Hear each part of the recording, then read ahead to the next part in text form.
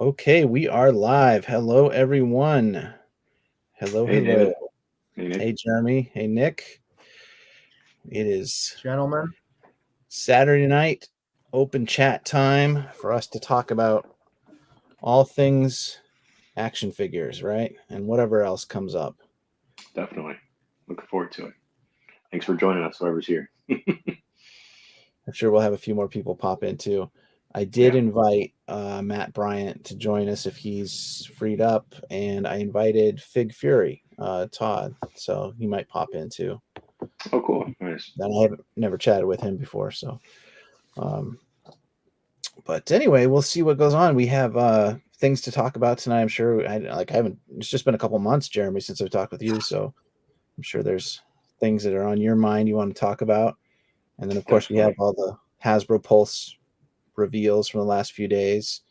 We can talk about that and whatever else comes up. Absolutely. Are we going to do our usual show and tell? Yeah, Yeah. let's start with that. That's an Recent easy place to pickups. start. Yeah. Okay. Why don't you start, Nick? What do you got? You got Yeah. Let's see what you got. Okay. I don't know if that's zooming in is there. that No? is that the Gerard guy or which one is that? Yeah. Yeah, is that That TVC yeah, Admiral Piet? that looks horrible coming through. Maybe I don't know. That doesn't want to Anyways, focus. yeah, No worries. it's not very this Oh shoot, hang on. I Oh, clicked there the we I go. wrong caught it. button. One sec. All right, Make not it that bigger. important. Yeah, it looks horrible coming through. I don't know. You're Maybe I you're, should get you're a kind of grainy tonight. I don't know what's going on. You're kind of Yeah, I don't know what YouTube's I don't trying to know if I need sabotage us. What's to going on? I know. I'm getting. I'm gonna throw a temper tantrum here. Hold on. I gotta. Maybe this will work better. No, that's not really helping either. Oh, yeah. It's trying to focus on your Yeah. face. Anyways, That's all right. No worries. the face on the. I mean, it's incredible how far these have come. Like I don't know how anybody can really be complaining about them, but and then I don't know if I showed this last time, but I did open up the Death Star droid. Oh, cool. Yeah, that's dope. Man, Yeah. I want that in 6 inch so bad. That looks awesome. that You would got to move to 3 3/4, my friend. Just kidding. Whatever you call Man, it. it's getting But easier for every day to Black make that switch. well, I mean, like I don't know. I picked up this too. I don't know if I Oh, showed cool. this last time. is No. that the 6 Yeah. inch So I can. Vader? Which one is that? Yeah. I mean, you know what? I haven't even opened it. Like I bought it for the cover. Yeah. Yeah, You know, that's because a Yellow. it's that's Revenge. great artwork. I love that cover. Yeah. So yeah, when I remember this as a kid. The build up before Mhm. before they renamed it Return of the Jedi. So Mhm. Right. I used to have, I don't know, some stickers and stuff like that. I might still have some of those Revenge of the Jedi paraphernalia. There's also And I was then, watching Return of the Jedi the other day, and then some of the deleted or some of the extras. There's a commercial where they had that where they were advertising it, and they said "Revenge of the Jedi coming soon" mm, before he changed it. yeah, there was a big back and forth with Mhm. George Lucas there, and they said, well, Jedi shouldn't have revenge. Mhm. Truthfully, though, I think with Return of the Jedi, I think they actually rushed that movie. Oh If yeah, you actually go back and yeah, they yeah, actually kind of rushed it. George kind of messed up there. He should have taken a little more time with it because they had yeah. a lot of really cool scenes that they wanted to put it together. But he was going through his divorce and everything at the time with Marcia, and But Return of the Jedi actually apparently it almost turned into a disaster. But Well, anyways, and also they wanted to have he originally wanted to have Wookiees instead of Ewoks be yeah, which that's like he a ended up really doing that's a eventually.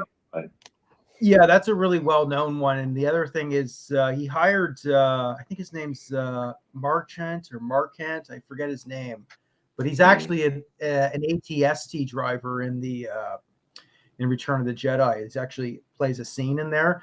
But he was like Okay, supposed to be like the producer or director, but he was moving too slow for George's liking because that's why he okay, fired the other guys from Empire and Star Wars. yeah, But you can kind of see where that's where he started even though I love Return of the Jedi, there are some sort of, you start to see some of the problems with it. But anyways, There's no problems with Return of the Jedi. yes, there is. That's a pretty one. I- Which, that I- one. I love that card back. I'm waiting for that one to come. Yeah, this is it's a beauty. Is that the I remember standard one, getting- or is that the foil? The foil face. No, that's the 40th. I have the foil one. I don't know. I have the foil guard, and then the 2-pack with the TIE pilot. Where did you get that from? Sorry? Where did you get that one from? I got it from a store called they're in Montreal. They're called Commodore. Okay.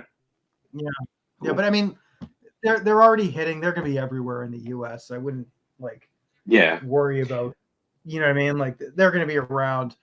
I'm sure that one will sell out though. Like, so don't pass that one up. And then Oh no, I got it pre-ordered. Yeah. Yeah, this one I would not mess around with. I would buy a couple of them. And on See, card, let me ask you guys, would you have preferred that came in the packaging with the helmet all put together and on, or do you like it where everything's in pieces? I like seeing it, opened up like that. Okay. yeah, me too, because it gives a different take on it, which I think is cool. I have the original. I have the Vader on card Kenner 3 3/4. Okay. From '83. Nice. Yeah, I should have brought that out. Actually, I could do kind of a review, and then I also have the TVC VC 115 version of the Vintage Collection 1.0. That came out around 2012. I think it was like one of the last ones. But they have Vader's Wrath. But it's, you get the beautiful card back with an amazing figure. I mean, sorry, it's not kind of getting a bit of a glare there, but anyways. Yeah. I love the artwork. That's a beautiful card back. Oh yeah, I mean, like I don't care. Actually, I saw one of the new millennials or Gen Z, and he's just like, I hate the packaging. I'm just like, wow, it's so amazing. That's so weird to hear that, because I don't know. That one really pops. Like, that's a beauty. It's so weird how that mentality is you either gotta love it or you gotta hate it. It's like, if you just don't care for it, just keep it moving. I mean. You know what? I don't understand it, to be honest with you. I mean, there were people like that back, when Kenner was, they never cared about the card. I mean, the card back's not everything. I mean, obviously the figure is, but I mean, but I feel like there's two different kinds of collectors. There's men on card and there's openers. So it's like, I'm both. I like it both ways. I mean, it's like, because you like to display, and I want to do some really awesome dioramas. I did pick up another Piet 40th. Oh, nice. Yeah, maybe that way I'll show it. See, and I wish they would have. I wish they would have done a 6-inch version of that, because I would have loved to buy that. I would have kept that on card too. I wouldn't have opened it. Well, that's that's a big segue into Black Series. That's one of my biggest pet peeves, because by now they could have almost finished the original 96 cards now just in the Black Series. Yeah, like, they've totally blown it. Like IG-88, Dengar, Bosk. I mean, he wouldn't have been a 96, but you had Piet, you had General Veers. General Veers, man, that should have been on a 6-inch card too. Totally. Yeah. Oh, 100. I don't think those guys know, like, Hasbro. I don't know. I think they're just got this too. They're kind of on autopilot with a lot of that original trilogy stuff. They just, push it out. There's minimal effort, it seems like. Because I mean, when they did the Empire 40th anniversary, I mean, when they did the Dagobah Luke, I mean, they basically almost like created a card back for it. I felt like there was a little bit more effort for the 40th anniversary of Empire than there has been for Jedi. For Jedi, yeah. Because I'm wondering too, like, they should have brought back the speeder bike, and the biker scout should have come back this year. It's a little surprising they didn't do that. Hey, well, Art, what's up, man? I guess. Oh, Art, I made it. Welcome. Cheers. Yeah. I'll raise you a glass of water. Got this one. Oh, you got it. Nice. Are you gonna open that, or are you gonna keep it mint? I'm gonna try and get I saw another that one. today. I do want to open it, at least to display the card backs, because I remember growing up watching this as a kid in '85. Yeah. So I hope they do a lot more of them. I mean, I just put it in a 40th Black Series case right now, but Yeah. And I picked up. Was able to get. Well, I got this a while back, but I picked up another Stormtrooper 12 back. Nice. You know, That's a great card back. I love that one. I'd buy 1,000 of these, Jeremy. You know, if I could. Yeah, dude. You can never have too many. That's the best thing about Stormtroopers. Yeah. So, yeah, that's basically. I think that's it. That's everything. So, Hey, Nick. quite a bit into the collection. Yeah. I don't think I've ever seen you show off a loose figure before like you did tonight. You're opening figures now? Yeah. Well, I've done it on my crap, the number one craptastic channel. I can grab a bunch of other ones that I've opened up. No, I just thought you were always a mint on card kind of guy, you know? Mm-hmm. Yeah. No, that's great. Keep it going. No, I have I do have some doubles. I have an ATST Raider that's open. I have my Smuggler's Run Millennium Falcon. I got a what's his name, Boba Fett's Slave One, the Empire Strikes Back, the 2019 version one open. Yeah. Nice. So I mean, like vehicles, I'll do the characters. You know, eventually I'd like to do some big dioramas. Eventually, that like TVC really Slave nice One was calling to me. I wanted to get that. I almost pulled the trigger, especially when it went on sale here a couple times. Well, you know what, man? I was gonna say, like, is it hard? Like sometimes there's guys. Yeah, go ahead, Art. Oh, I was gonna ask, is it hard to keep like vehicles and stuff that you can't see mint in box? You know, like especially like vehicles and stuff. I can't imagine it would be easy to keep that mint in box because it's not. It's like, oh, I have a box. Right? Yeah. There's no window. Yeah. Well, I mean, you can always get them in like you can get acrylic cases to protect them, right? I mean, to protect your box. But if you want to, like, obviously open it and then maybe have the box behind it, you can do it that way too, or just open it and then put the box up in the attic. Or if the box is all damaged, it's like a newer production. You can just use it for to start a fire, whatever, right? Pretty much. Yeah. Like a fire starter. Very cool. Well, Art, how you been, man? Welcome. Right. Yeah, doing well. It's good. I had to take my daughter to a birthday party this afternoon at a roller rink that was built in the 70s and never updated. So it's retro. It was quite a trip. Yeah, I took some videos. Nice. I might post them on my stories or something, maybe tomorrow or something. But yeah, so that was funny. So yeah, that was fun. Yeah. So, but it's good to talk Star Wars and talk action figures. A little bit of a rough week at work, you know how it is. But so yeah. So yeah, no, this is the place. I'm glad you came to hang out. Did you have any recent pickups? A little bit. I have, of course. I left her helmet upstairs, but I have. You got Sabine. Sabine. Sabine. Yeah, Sabine. I left her helmet upstairs. You know. The star of the Ahsoka show. Yes, and I got black chrysanthemum. Oh yeah. Oh, nice. I haven't held that in hand yet. I want to check that out. I'm real curious about that.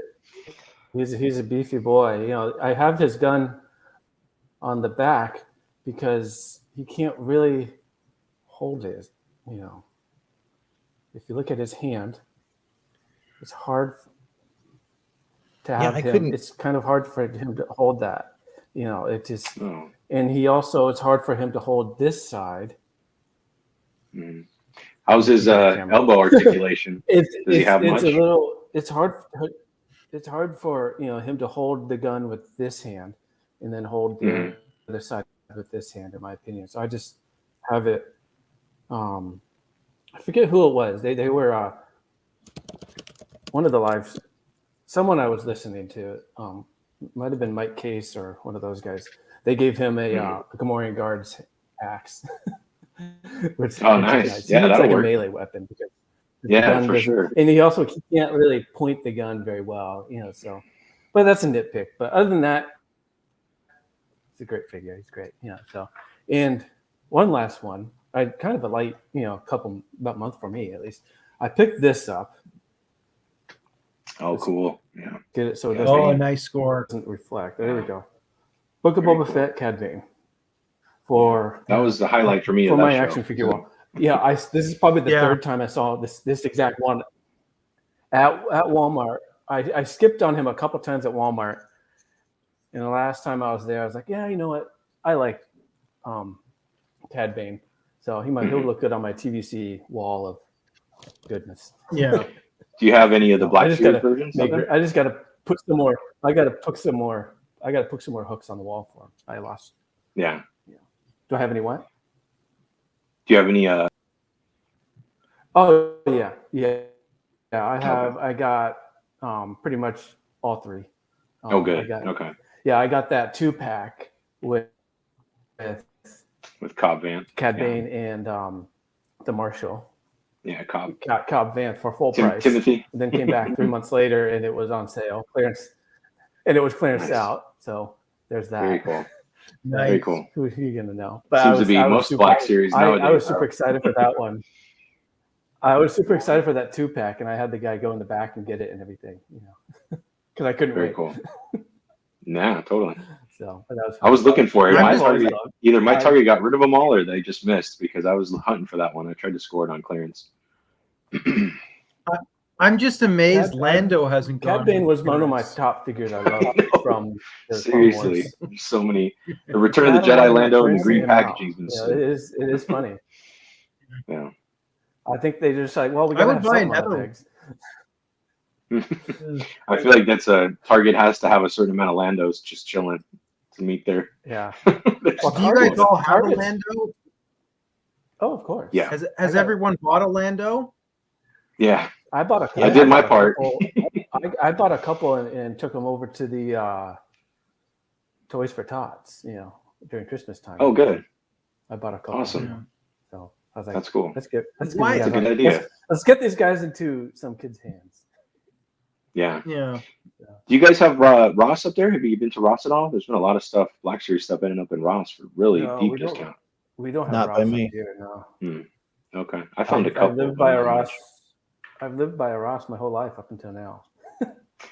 I found the TVC Anakin, little Anakin from the Phantom Menace for like $3 or $4. I almost grabbed it. I'm like, you know what? This will have to be my Anakin, and then they finally announced one today.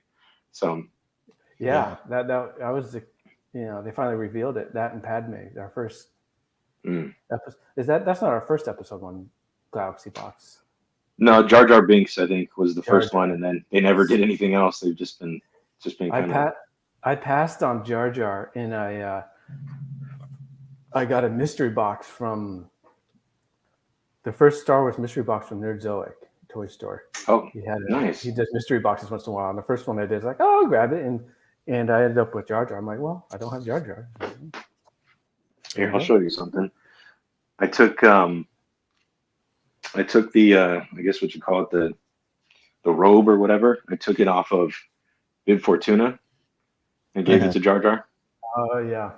No. Yeah. And then I have just Jar Jar. I picked up another one for when they were like $10 or $12. Yeah. It's a great figure. I don't care about the character, but it's a great figure. Jeremy, are you gonna try? I've been the Jar Jar. What's that? The Darth. Have you seen Darth Jar Jar? Yeah, I have seen that. I've seen people doing that. I may do that. I mean, the real man behind the curtain. What I used to do, I don't do it as much anymore, but what I used to do is I'd buy one figure and I just keep it stock, and then I'd buy a second one that I customize. Hey, Fig Fury, what's up, man? What's going on, guys? Welcome. Thanks for joining us. Yeah, totally. Welcome. Cool. So yeah, JoJo. Yeah, we were just talking about some recent pickups, and so if you got anything to share, go for it. Yeah, I have stuff I've needed to open for a while. I just kind of been busy with stuff, so I have a few things. But lately, this is probably, if we're talking Black Series, this is probably my favorite. The lighting's not the best in this room, but it's the Duels End. Yeah. Oh yeah. Yeah.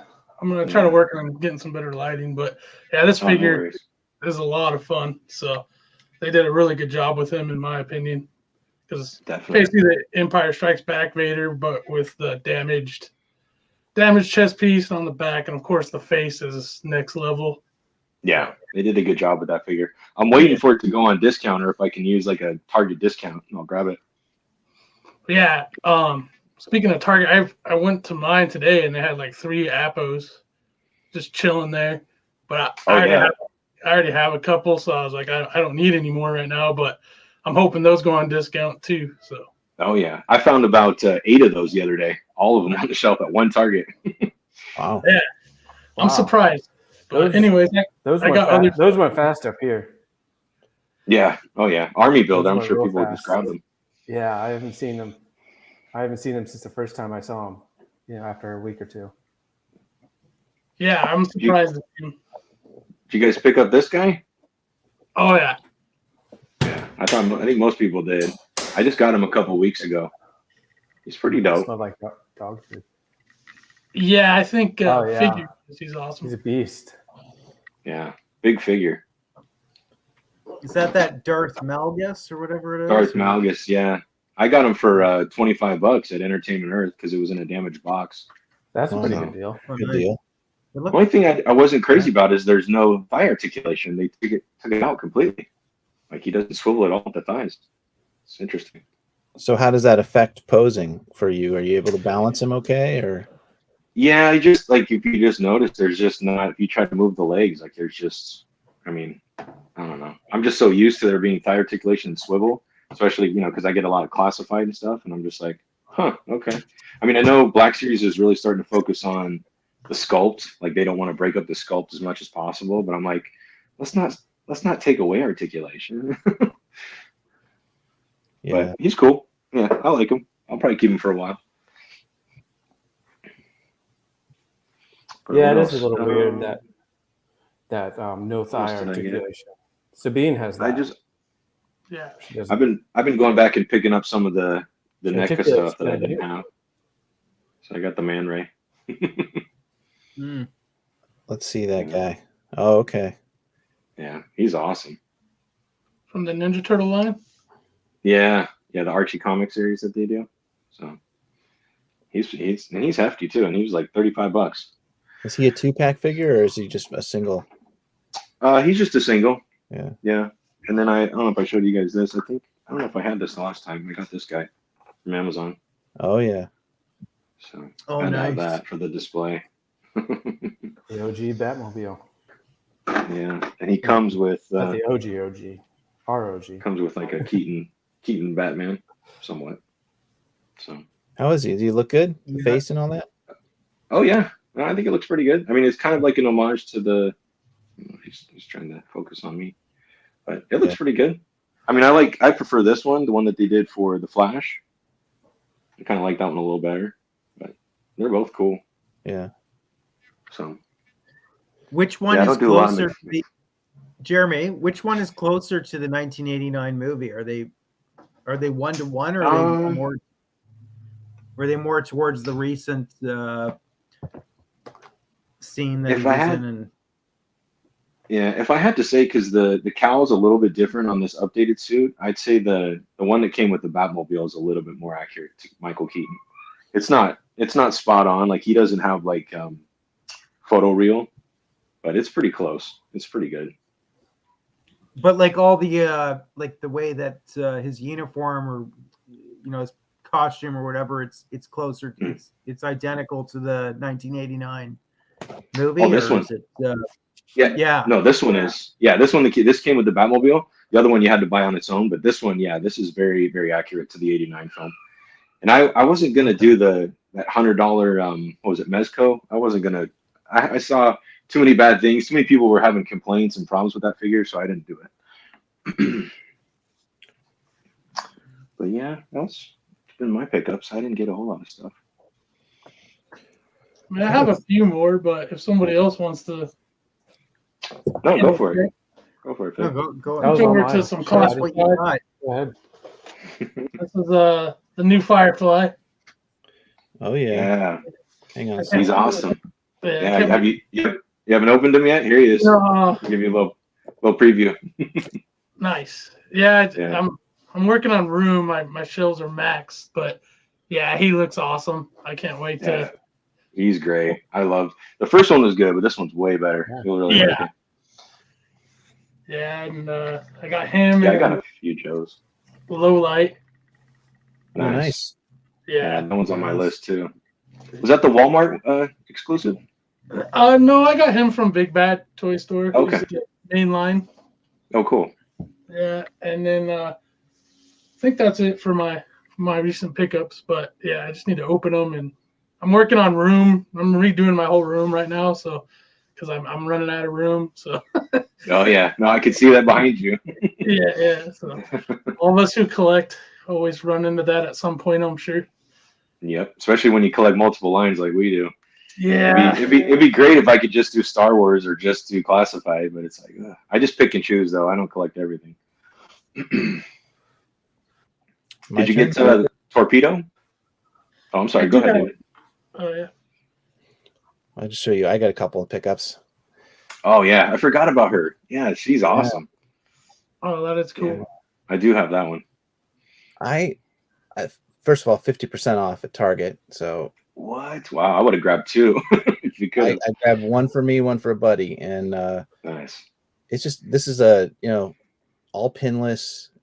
It's just real sleek and nice looking, and the head sculpt's 3 different heads, and they Yeah. all look fantastic. So Yeah, to me, that's the best Marvel Legend of the year, in my opinion. Really I got good the other figure. head on there. But yeah, she's fantastic. yeah. So Yeah, it's almost What like is that? Spider-Man level posing. Black Widow. yeah, Oh, Black okay, Widow I've from never Marvel seen it. Legends. So Marvel it was a Legends. Target exclusive Sorry. here. And then I got Ahsoka came in from Hasbro Pulse, and she's really nice. I like her. Yeah, she's a cool figure. I didn't realize Is that the based lightsaber on the was- cartoon one, Oh yeah. Dave? What's that? Is that based on the cartoon or the show? I think it's the cartoon. Yeah, or- based on Yeah. the Clone Wars cartoon. Yeah. Oh, cool. The sabers are really green. I didn't realize she had green sabers, but I guess that was before she, that was early on in the show. But I'm starting to think of getting a rotation. what was that? The- Oh, I lost you, Art. I didn't hear what you said.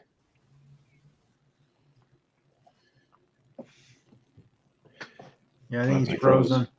Yeah. Am I back? Am I cutting Oh, out you're too fine. much? Yeah, I think No, Art's not frozen. you. All right. Yeah. Oh, Yeah, it's you're Art. Okay, I thought it was Okay. Oh, me. there it goes. Let me There you try. go. So anyway, a couple pickups. Yeah, I got Ahsoka, and then I've got the new R2D2, which I posted my review today on my channel. Where'd he go? That was a good review. Man, I can't wait to get that R2. They just pushed mine back another month till November. Yeah, here he is. Yeah, Am I great. back now? Yeah, you're back, I think, Art. But yeah, great Yeah, R2D2. my Wi-Fi R2D2. He's Oh, I It was keep really waiting for him interesting. to show up. It was interesting comparing them between. I've got all of them on my desk here still, like the SH Figure Arts and the Mayfax and the other ones. And Hasbro kind of like flat out stole some features from the Bandai model kit and stole a couple things from SH Figure Arts and put them all into theirs, and it's really good. So I'm sure. Yeah. I like it. awesome. Yeah. Let me ask you, David, got did they still inspiration. how do you get the so like the third wheel to come down? You know how you used to twist the head on the old one? Does it just come down now? You have to Just just pull it grab out. it and pull on it, Oh, okay. Interesting. All right. which you can't get your fingers in there. You have to. I'll just use a tool, but you basically have to kind of pry Oh, like at it, pull it. and then pull it it down. comes loose and it just pops out and clicks. Okay. And do the wheels roll or are they just molded in there? No, they're just molded in. Oh, okay. Nice. But yeah, that's quite a bit different. One thing that this figure has that none of the others on the market have is this rotates. Oh, nice. Very cool. Wow. That's- They really put a lot of articulation in that. So I don't know if R2, if when he's driving, does he twist this thing in the movie? Is that part of how he steers? Maybe, I don't know. I think It's gotta so. be. I don't know how else is he going to turn though?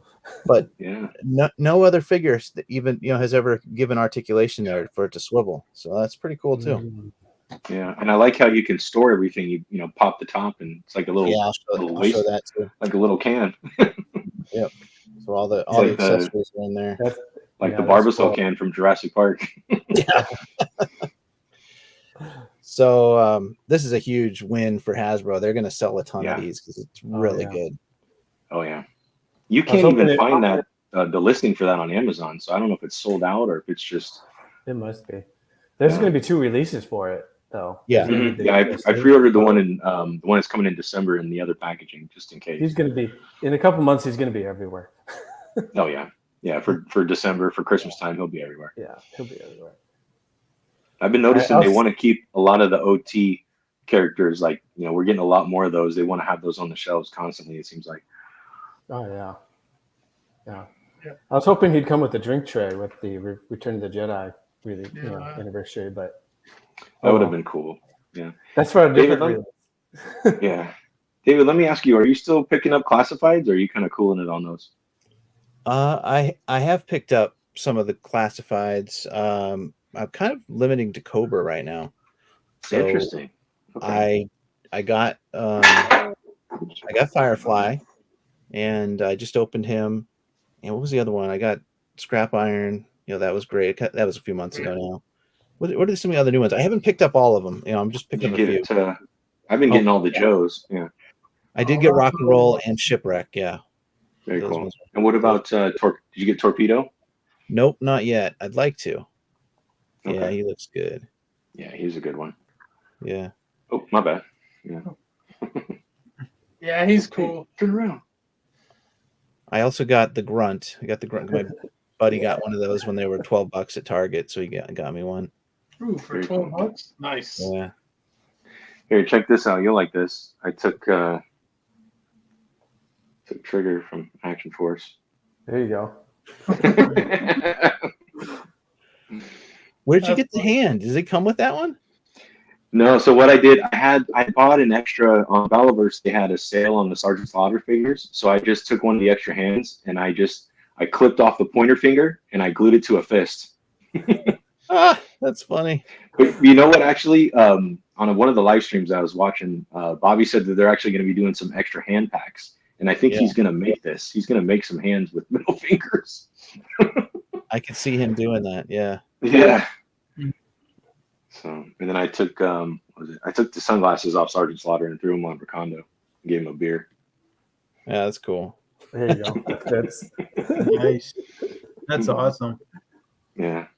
Yeah, the Joes have been fun, man. I've been having a lot of fun with them. They're just so easy to find, and most of them are on clearance lately. Yeah. Man, I just had somebody pop into the waiting room here, a 6th person. I don't know who it was. So if you're watching, let me know. I'm sorry I missed you. It was when I was showing my figure. Was it Matt? I don't know. They were in here for a second, then they were gone. So come on back. But, no worries. We're not going anywhere. I think what else I picked up. I picked up one of the starting lineup figures that's been on clearance at Marshall's, TJ Maxx. I got the Boston Celtics guy. Nice. Pretty cool too. figure. I got $13, on the outlet. So $13 is a pretty cool figure. Is it a current player or is it like a legend player? No, current player Jason Tatum. I don't follow NBA too much, but yeah, he's a current player. Yeah, I don't either. I was like, if it's like Larry Bird, that'd be amazing. But yeah, I got this was at Ross for like you said, like $12 or $13. I found him. Oh, Steph Curry. Yeah, that's cool. Yeah, they're pretty cool, man. They come with all the hands and all the stuff it comes with. I was like, well, I mean, definitely wasn't worth $50, but these are nice figures. Does he come with the hand that's palming the basketball? Yeah. So it's on there. Yeah. And I did grab I grabbed it from Target. I have the basketball hoop too. It's like $20. Yeah. Are they actually articulated now? The starting lineup? Oh, that's crazy. That's cool. Yeah. I remember from back in the day, they were all basically statues when I used to collect them years and years ago. Yeah. So. It's cool too. The here, I'll show you guys since we're talking about it. The hoop actually comes with an extra goal for the basket, and then the ball's going through it. Huh. That's cool. Yeah. Nice. Yeah. So I wanted to get 2 of these so I could have a little diorama set up, but they sold out. They're gone now. Yeah. Jeremy, was that was marketed by Hasbro, that hoop? Mm-hmm. Yeah, it was on Pulse, and then for some reason Pulse either wanted to move them because it said sold out, and then they ended up on the Target app, and I got it there when they were like $20. So it's weird. A lot of the Pulse stuff the fan channel stuff is ending up at clearance now. It's really strange. The starting lineup figures were marketed by Pulse like last year. When they debuted the selfie series, they also debuted that, and it was like $50 a figure, and it came with an NFT and other stuff. Yeah, but it totally flopped. They didn't sell because I think they were just priced too high. They were too high, I feel like, and I mean, I got to be honest. I don't think a lot of people were clamoring for like current players. If they would have went out of the gates with like some of the legends, some of the older, Not that the current players aren't popular, but I don't think anybody was asking for those really. Yeah. It'd be kind of cool if they made like a NBA Jam accessory pack so you can make the thing on fire. Yeah. That would be cool. Hey, you know what? Yeah. It's funny. Yeah. It's funny you say that. The flaming ball. Yeah. That was a great game. Oh yeah. Yeah. Yes. I kind of wish they'd modernize it, but at the same time, I don't want them to because I just love the classic games. Hey, you'll appreciate this. Check Super this out. Nintendo. Can you make me full screen real quick, David? Yep. Hang on. Oh, is it the mini arcade? Oh, look at that. So there's a guy on Instagram called Prime to 21st, DA Prime to 21st, and he makes these. He'll make any old video game. I mean, it's just styrofoam with decals and stuff on it. That's right. That's right. Yeah, so it's like this is literally you could almost like sit and play it. I put figures in front of it, like I usually have Deadpool standing in front of it. Yeah.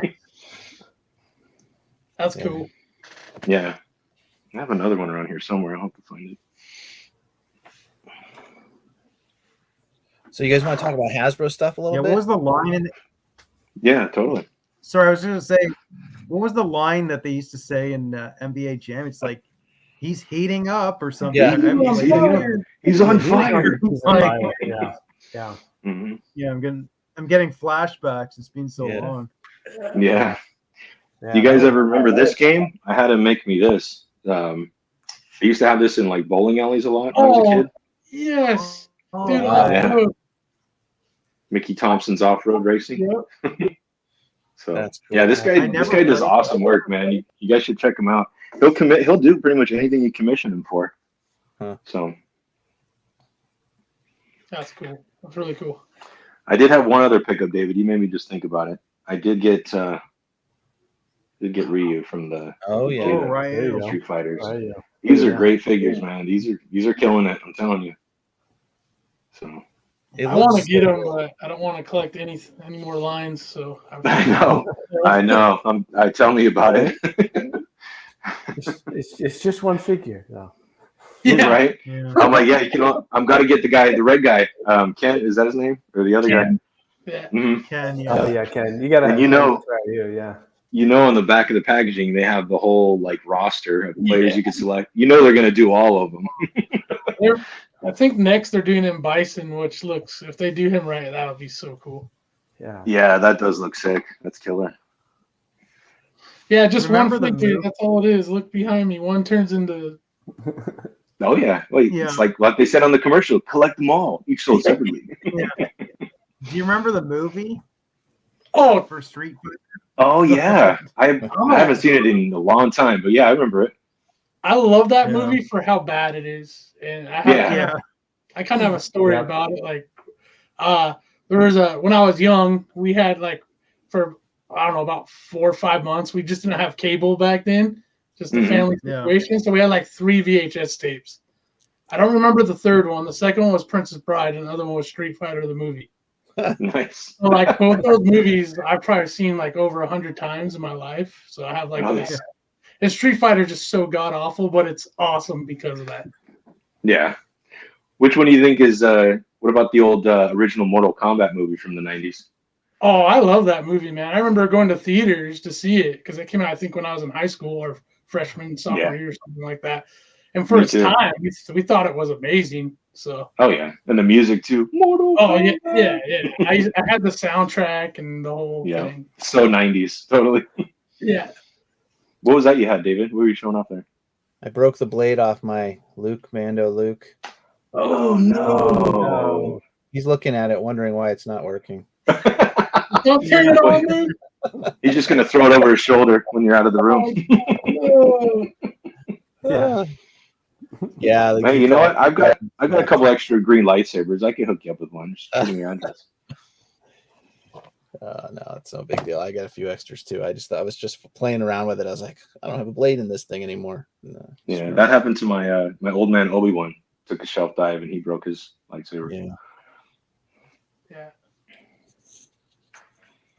So let me ask you guys, did you guys pre-order any of the new stuff that came out the last 2-3 days? We had Hasbro did their 10/7, and then they did some Comic-Con stuff in London, right? There's one I wanted to, but it went too quick. I mean, I even had premium, and just because of work, I missed it. So it's the 2-pack Mason. Yeah. I really, I'm sure it went really fast. Yeah, I want that at some point. And I think it's because of the pricing, right? It's literally a single price for each. There isn't any of that upcharging. But. It's on Hasbro Pulse and Shop Disney, right? Yeah. I never saw it on Shop Disney. I looked several times. I never saw it go up there, but supposedly it's supposed to be on there. So does that mean they're going to be at the parks too, if it's on Shop Disney? Probably. Yeah. I would hope so. Yeah. Because we're going to be there in March. What's the 2-pack? We'll there. So it was 187th, the purple 187th Battalion. Yeah. In the Clone Wars version of Mace. Yeah. In the Clone Wars version, but just the gauntlets, not the Tchaikovsky with the top. He just has the gauntlets. So. My question is, if people want an army build, like you're probably going to get at least a couple of those troopers. It's like, what do you got to buy? Like you're going to end up with like 3 or 4 Mace Windows just to get 3 or 4 purple troopers. That's the only thing I wasn't crazy about that. I didn't pre-order that. Yeah, that's the one thing about those 2-packs like that. That's I've heard that from several other people as well. Is like it's a really cool 2-pack for buying just the one set if you like both figures.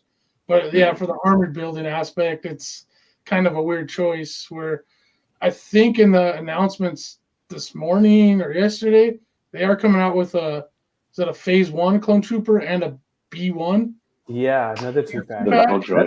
That's a good. Now that makes sense. That's a good army building set. Totally. You can get 3 or 4 of those and have a good. But who wants 4 different Mace Windows? Yeah. I'm hoping the purple 187th. Hopefully they re-release it as a single. That'd be good. Yeah. I'd rather just get the single because I already have a Mace, and Right. I don't know if I want. Well, I actually have 2. I have the standard, and I also have the Tchaikovsky Clone Wars Mace. So I'm like, do I need a 3rd Mace? Fig, did you get the what was it? They were like the brown colored 187th, like the Walgreens exclusive. Do you have those? Okay. Yeah, I even got some of the I don't know how you guys address them on this channel, but I always call them customs from AliExpress. Oh yeah, the third party. Yeah, third party, however you want to word it, Valtoys, whatever. But yeah, I picked up a few of those as well. So I actually have 4 of them. I was hoping that they were I was hoping the Valtoys were like a little wider, just because that that weird yellowish tint on them is just so weird. Oh yeah, it was kind of weird.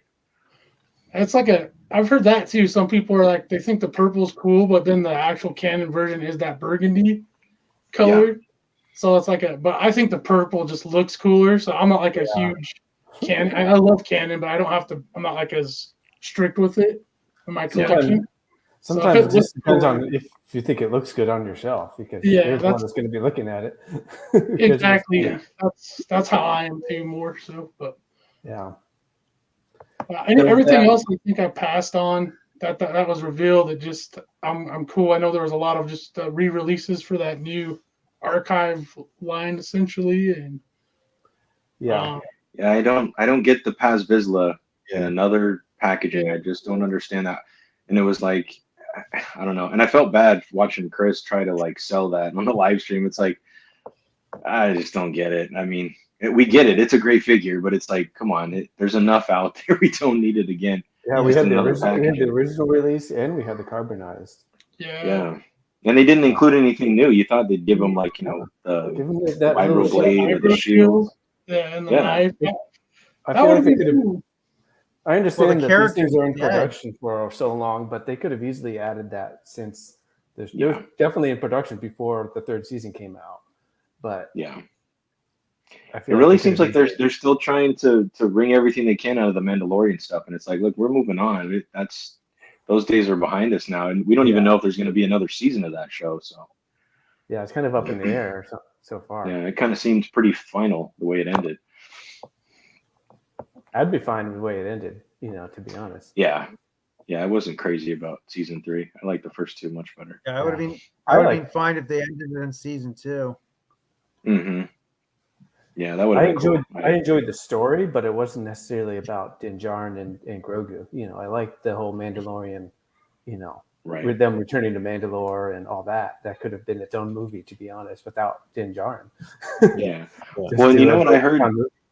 There was a lot of meddling from Lucasfilm. Like Jon Favreau was starting to get annoyed because they were, the first 2 seasons he kind of got to do whatever he wanted, and I heard that the 3rd season there was a lot more interference from the executives and studio. Well, didn't he write the first? Him and Dave Filoni wrote the first 2 seasons, if I remember correctly, and they didn't. Yeah. They were like, well, and then they were like, well, what do we do now? It was kind of I don't think Dave wrote too much in the first 2 seasons of Mando. I really question that now after watching. I think it was more John.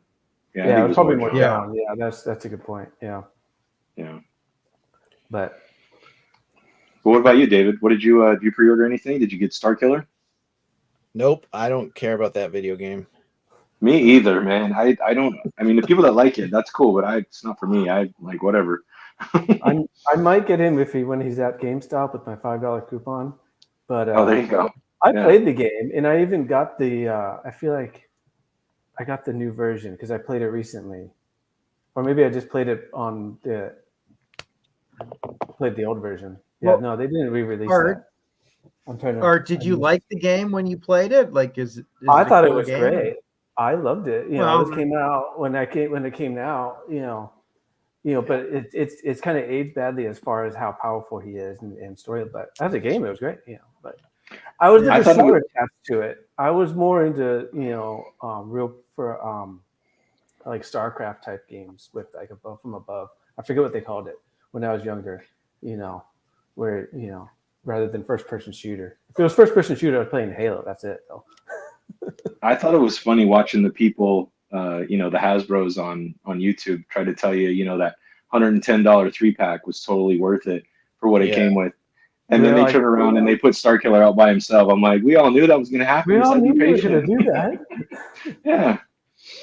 But I don't have a big attachment to it. It's kind of like the Knights of the Old Republic, Malik and all that. I'm like, I played the game, but that was like 20 years ago. Yeah, exactly. I don't have a big attachment like I do the original trilogy figures and characters. Yeah. I kind of wish they would get back to more of the OT stuff, especially, just A New Hope. I think it's good for GameStop type, to give them some figures to sell, because they need all the help they can get, to be honest, I've heard though, I'm curious about this, like what it's like for you guys, because I've heard GameStop is starting to, they want to get out of the action figure like collectible. They're starting to move away from that. That's why the gaming grade stuff is starting to go to the main line. That'd be a big mistake because that's the only reason they go to GameStop. Yeah, for sure. I think that's the only reason they survived this long, to be honest, in my opinion. Yeah. In my area, I have a few, and they stock. They have they kind of it went smaller, but they keep like a rotating stock with their action figures. It's still going pretty strong in my area. So I've heard that as well. But from what I'm seeing is doesn't look like they're planning on stopping. Maybe they just consolidated some. Mm-hmm. But, and then I'm I'm going to curious do the Star Killer thing. I actually bought the full-on pack because I love both games. Mm-hmm. And I like the character. I'm a big Dragon Ball Z fan too, so like that aspect of Star Wars and Dragon Balls kind of combined, like the overpower aspect it's just a different take. I was pro on that pack just because I love the 2020 Stormtrooper, and the accessories you get with them are pretty cool. But like I get both sides of the party, and I mean at the same time I knew they were going to re-release him, with just a basic saber. So like I think they covered the demographic pretty well in that one, in my opinion. Like they hit the people that were hardcore fans of the game who want all the bells and whistles, and then there's a lot of people who just want the Star Killer because like, dude, I have like 40 Stormtroopers. Why would I need more? So right. I guess it's like everything in this collecting stuff, it's very personal when it comes to what you want and what you need. I'm glad that it had both options for people who like maybe want to get it down the road, like Art was saying, maybe if you can get at GameStop with this $5 off. And I will say the detail and the open face on him, I haven't seen that in the line yet, and they nailed it on that. It looks really good. So if you ever get it, I wish the single release wasn't a non-PFP. Yeah. So you could see it in stores because I think that would help sell people if you had any incline to buying it. But I agree. It's so it is going to be in non-PFP, right? Is it? Or maybe it is. Yeah. Oh yeah, you're right. Yeah, by the time it comes out, it'll be in regular packaging. Yeah, they're bringing that back finally. Thank goodness. Yeah. I actually have a figure in that's more recent, the Ezra from. Who was in? Yeah, I got somebody that was in. I forget who. Maybe Sabine. I can't remember. Yeah. Nice. Yeah, it was Sabine. I missed that. I think a lot of us did. There were some things I liked about PFP, but like overall, just like when you see a picture in that box on the pegs in the store, it's like, what the? So weird. Yeah, so especially if you're trying to attract new collectors who are joining the line all the time, like they always like to say. And it's like, well, if they can't even see the figures, it's like you can go online, you can just look at pictures. I mean, you want to see the figure. That when you're going to make a purchase, you want to see the product. That's why the retro cards and all that stuff does so well, because people want to see their toy. I'm gonna miss the little paper coffin too. They were easier. They were a lot easier to remove. This time I was like, right. I was like, this sucks. It's like your figure came in like an egg roll bag. Yeah. Let me ask you this quick trivia question. What's from the original 2013 Black Series figures, besides Slave Leia, because that'll never come back, what's the one figure they haven't archived yet? David knows. I know he does. The Clone Trooper. Han and Luke and this Trooper, ever been archived, and I don't think he ever will. I think this guy is just, if you don't have him, you're not going to get him again. And they're so expensive. I mean, sure, they're going for like almost $100 in some places. Really? Wow. Yeah. I forget. It's just because that orange I picked him packaging. up somewhere. I forget where. Him and the dewback. I'm really glad I did. That was back when I first started. I grabbed him, and the dewbacks were down to $20 at one point. It was crazy. Oh. Then I picked up. I think. He didn't come with the dewback. That's right. He was standard. Oh no, not this guy. He had a great Paul. Yeah, same figure. I got him in the one with the dewback. Yeah. Oh, nice. Okay. I've seen a lot of people too taking the pauldron off the Jetta Patrol on the newer Stormtrooper body and just using that.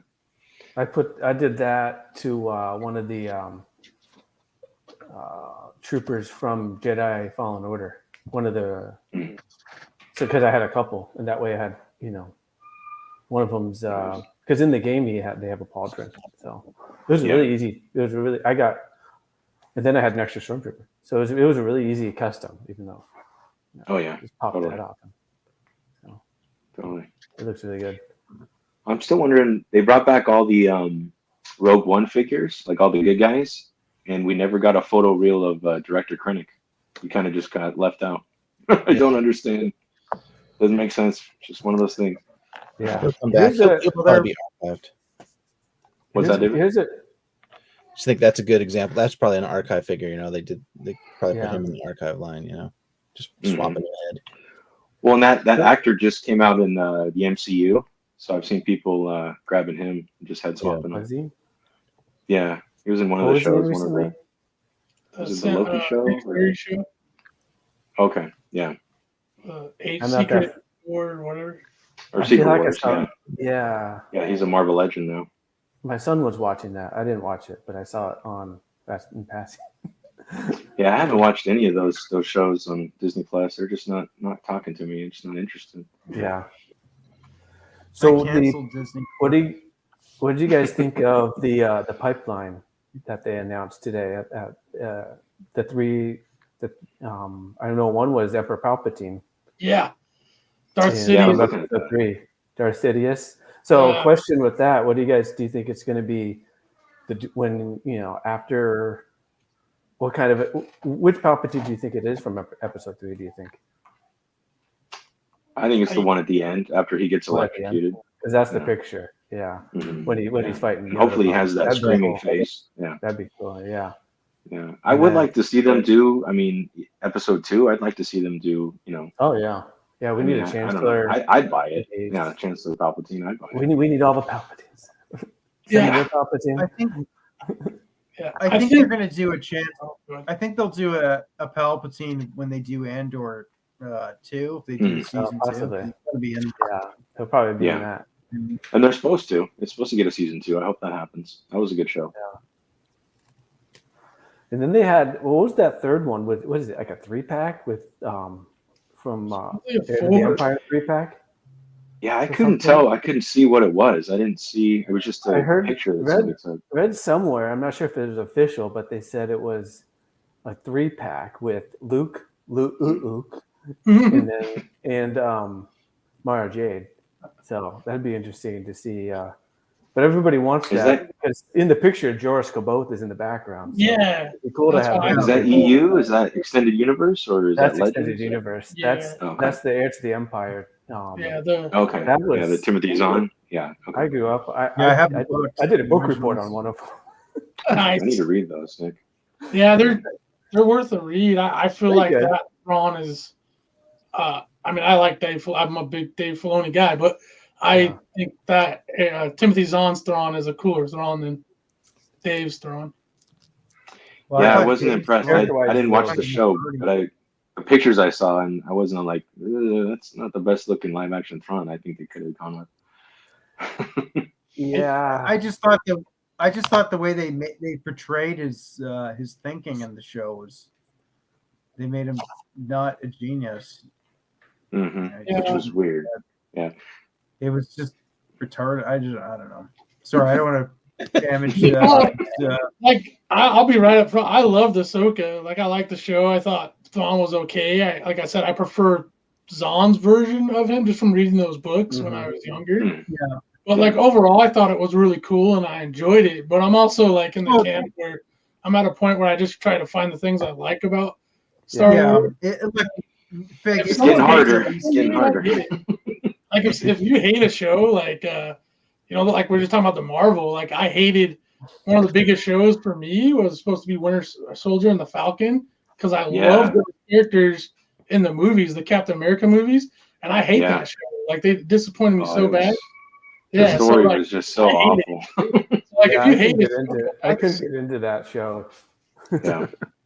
I tried to go back and rewatch it, and I was like, I got about through the second episode again. I'm like, nah, I'm good. I'm not going to waste my time. Yeah. Yeah, but no, I'm the same way. I try to find the good stuff in it, but it's just like, and I'm the same. I'm like, like I wasn't interested in Ahsoka. I didn't watch it at all. But it's like, hey, if you liked it, that's cool. It's whatever. I'm not going to tear you apart for it. Yeah. They need to have Thrawn. The trouble is he's always fighting the main characters. So Thrawn, he needs to fight some people that are expendable for him to kick butt. Is what they need, in my opinion, because he's always fighting the people that can't die, that have plot armor. Right.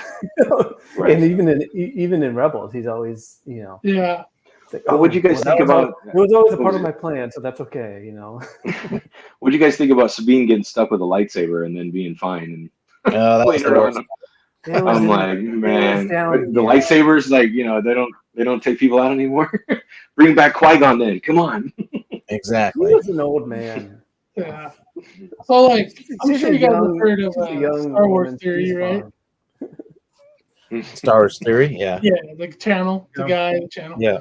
So like, he gets a lot of controversy, and a lot of people I talk to on a daily basis in this hobby aren't fans of him. But like, I've been a fan for a long time, and like, I don't agree with everything, but like when we talk about the lightsaber fighting, I'm like 100%. Like the guy who did the choreography from the prequel is still available. He's still out there, and it's like, why wouldn't you like? Those are some of the coolest.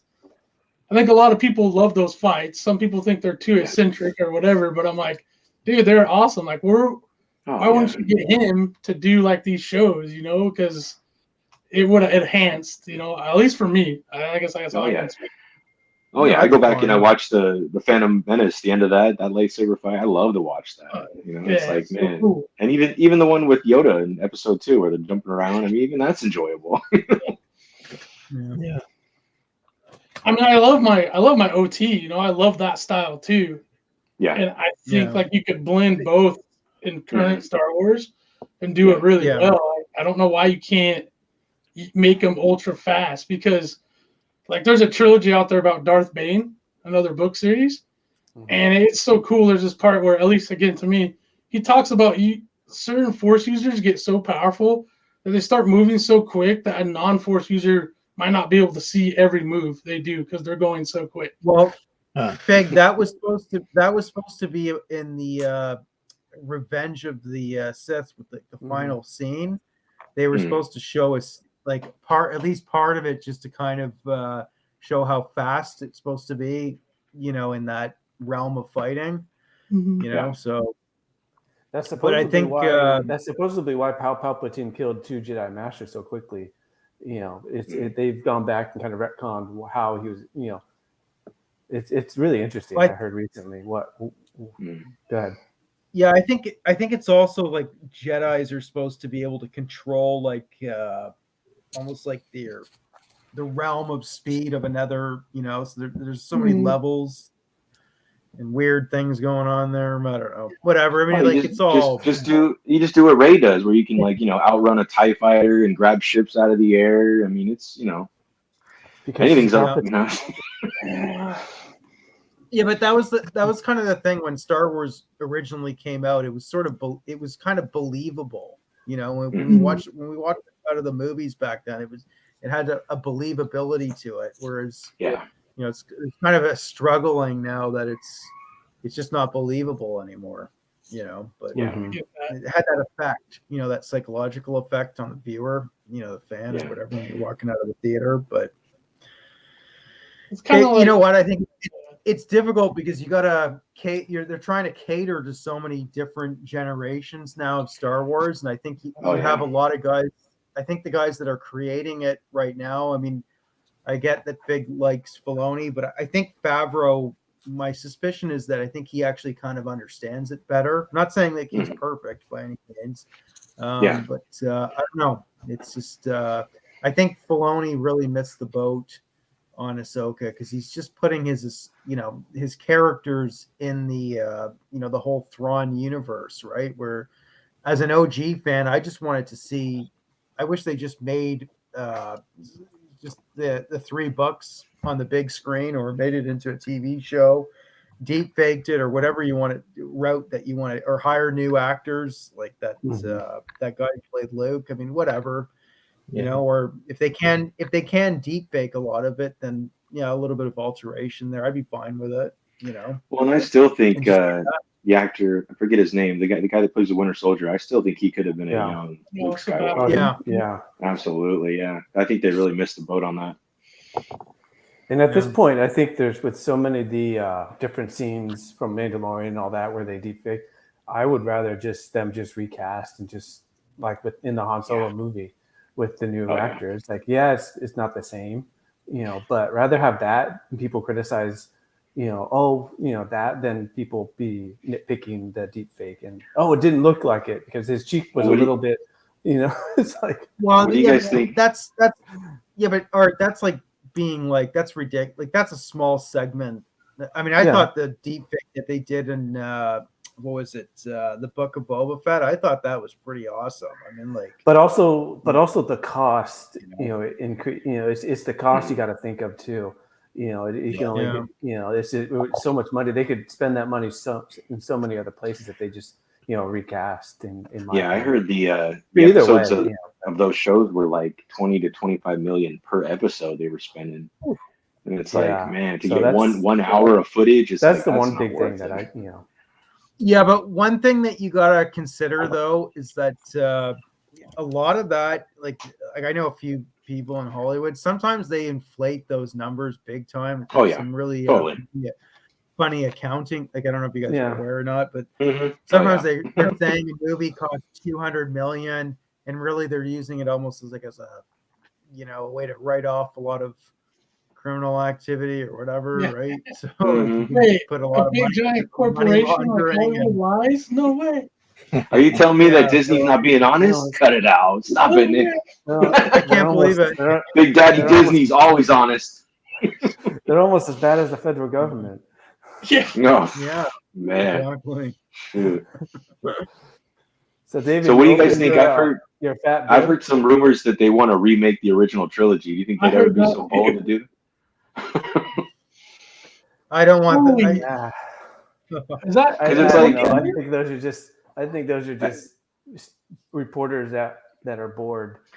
But I mean, Art, at this point, it's like they're just looking for clicks. Lucasfilm doesn't know what to do. Like, they're like, what direction do we take this in? Because obviously the sequel trilogy was bad, and it's like nobody wants to. I mean, the Rey movie, is that you think that's still going to happen? I don't. I think it'll get canceled eventually. Well, I think now that South Park thing is starting to build up steam now, I think it's almost like Hollywood covering itself in a way, because now they've allowed some of their jackals to really start biting into the stupidity of Disney, right? And whether it's Bob Iger or Kathleen Kennedy, that's all we ever hear about. But I'm kind of sad because I mean, being a dad, I have a 6-year-old, and I'm like, I want to take my son to the movie theater for a Star Wars movie. I want him to hear the music, see the title, just that whole experience. And it's like, you can't get that watching these shows. It's just not the same. So I think they're gonna. I'd love to see them take like Andor or something and steer it towards a film. Well, aren't they? They're scaling back on making shows, and I think they're going to be. I think the movie studios are saying, "Hey, we need movies in the theater. You can't just this online streaming isn't. They thought Disney Plus was going to be a lot bigger than it has been. It's not blowing up as much as they wanted." And they tried to MCU Star Wars, and it's like it just doesn't quite work the same. I mean, and because you have a lot of normies that just go and see the films, they don't care about the shows. Yeah, that's a great point, Jeremy. The other thing too is I find it's almost like they're getting like some of the same artistic and creative style from like X-Men and all this Marvel stuff. And Star Wars is its own totally different universe. I don't know. I just see some of that like they're getting inspiration from certain things, like it's that they shouldn't, but well, because that's what I keep hearing. And again, this is all speculation or rumors, but it's like the Filoni verse, and they want to have, now that there's an Ahsoka show and they have Mando obviously, and they want to bring everybody together for a film, and it's like, I don't know how that's going to work. I mean, maybe they can pull it off, but I don't know. It's just like Obi-Wan was just horrible in my opinion. Sorry if you guys liked it. Like the 2-pack that came out with Obi and Darth Vader. Those card backs are absolutely like those figures. Oh they're beautiful. Yeah, totally. I mean, I love Ewan McGregor. Nothing against him. Yeah, I like the action figures better than the shows. Like like before it was Star Wars first. Now it's like everything's going in reverse now. It's just like, but See, and I get myself in trouble because I mean I love Star Wars. I love the original trilogy. I don't necessarily love the Clone Wars. The prequels I'm okay with. I'm not a huge Clone Wars fan. Like I'm interested in it, But like for me, it's like, yeah, maybe I'm a little bit selfish, but it's like I'd love to see more of that era. Like I loved Rogue One. I love that kind of feel. I'd love to see them do, if they're going to do a film, like do a film about, tell us about what was happening between A New Hope and Empire, or between Empire and Return of the Jedi, like that kind of stuff. I'd love to see, you know. But well, the Dash Rendar thing would be kind of interesting. If they did some sort of... Yeah, that would be cool. I don't know, the Empire would be so cool as a movie. I mean, yeah, I don't know how they would. Oh, totally. Yeah, I would love it. Me too. Me too. And it's like I want a Star Wars film. I'm kind of like, when are we gonna get to go back to the theater and see that? Is it ever gonna happen? So there you go. I don't think so.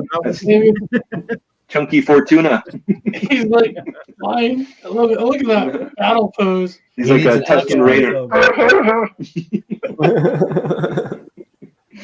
That's awesome. That's cool. Is that like a wired cape, or did you just flare it up? Oh, I just popped it up. Oh, nice. Okay. Sorry, I'm just entertaining myself with my figures here while you guys. That's cool. You know, like even it. with the book of Boba Fett, like, why did they even kill Bib Fortuna anyways? Like, they could have been. I mean, Dave's showing the potential right there. A big fat Bib. Like, you know how funny that would have been in like the show. Needed more fat Bib. Yeah. It's funny how hit that pose in the show, Boba Fett would have been messed up. Right? Well, it's funny how Tamara Morrison came out later and was like, "Yeah, I think I talked too much in that show. I took my helmet off too much. I wanted to be more Boba Fett-ish." It was a horrible. I did not like that show. I'm surprised we didn't get any skinny Gamorrean guards. Yeah. Yeah, those, I mean, the very ending, they missed the boat on those Gam guards. Well, the very ending of the book of Boba Fett, when he's just like, and he says, "Why did I do all this?" Exactly. You know, like I was just like, what the hell kind of TV the writers show are like, is it? Like what were we writing? It felt like it was supposed to be like a comedy. Like when he goes back and he gets the Rancor. Like, why wouldn't you just bring your ship? Like nothing. I made feel like sense. the mistake was letting Rich Rodriguez, or whatever his name was, have too much control over that, because he did a great episode of Mando when Boba Fett came back, and they're like, "Oh, here, you can do a whole series. Just take the character." And it's like, "Wait, whoa, what? No. Yeah. And we got the Power Rangers is what we got. They did, yeah. The editing in that show was so awful when you go back and look at it. It was more like the Fennec Shand show. It wasn't even the Boba Fett show. The best is the exaggerated spin move by the one moped guy. It's like, I mean, it literally takes like 30 seconds on screen. He's all, it's like, what? But I wish but we is could. this the creative?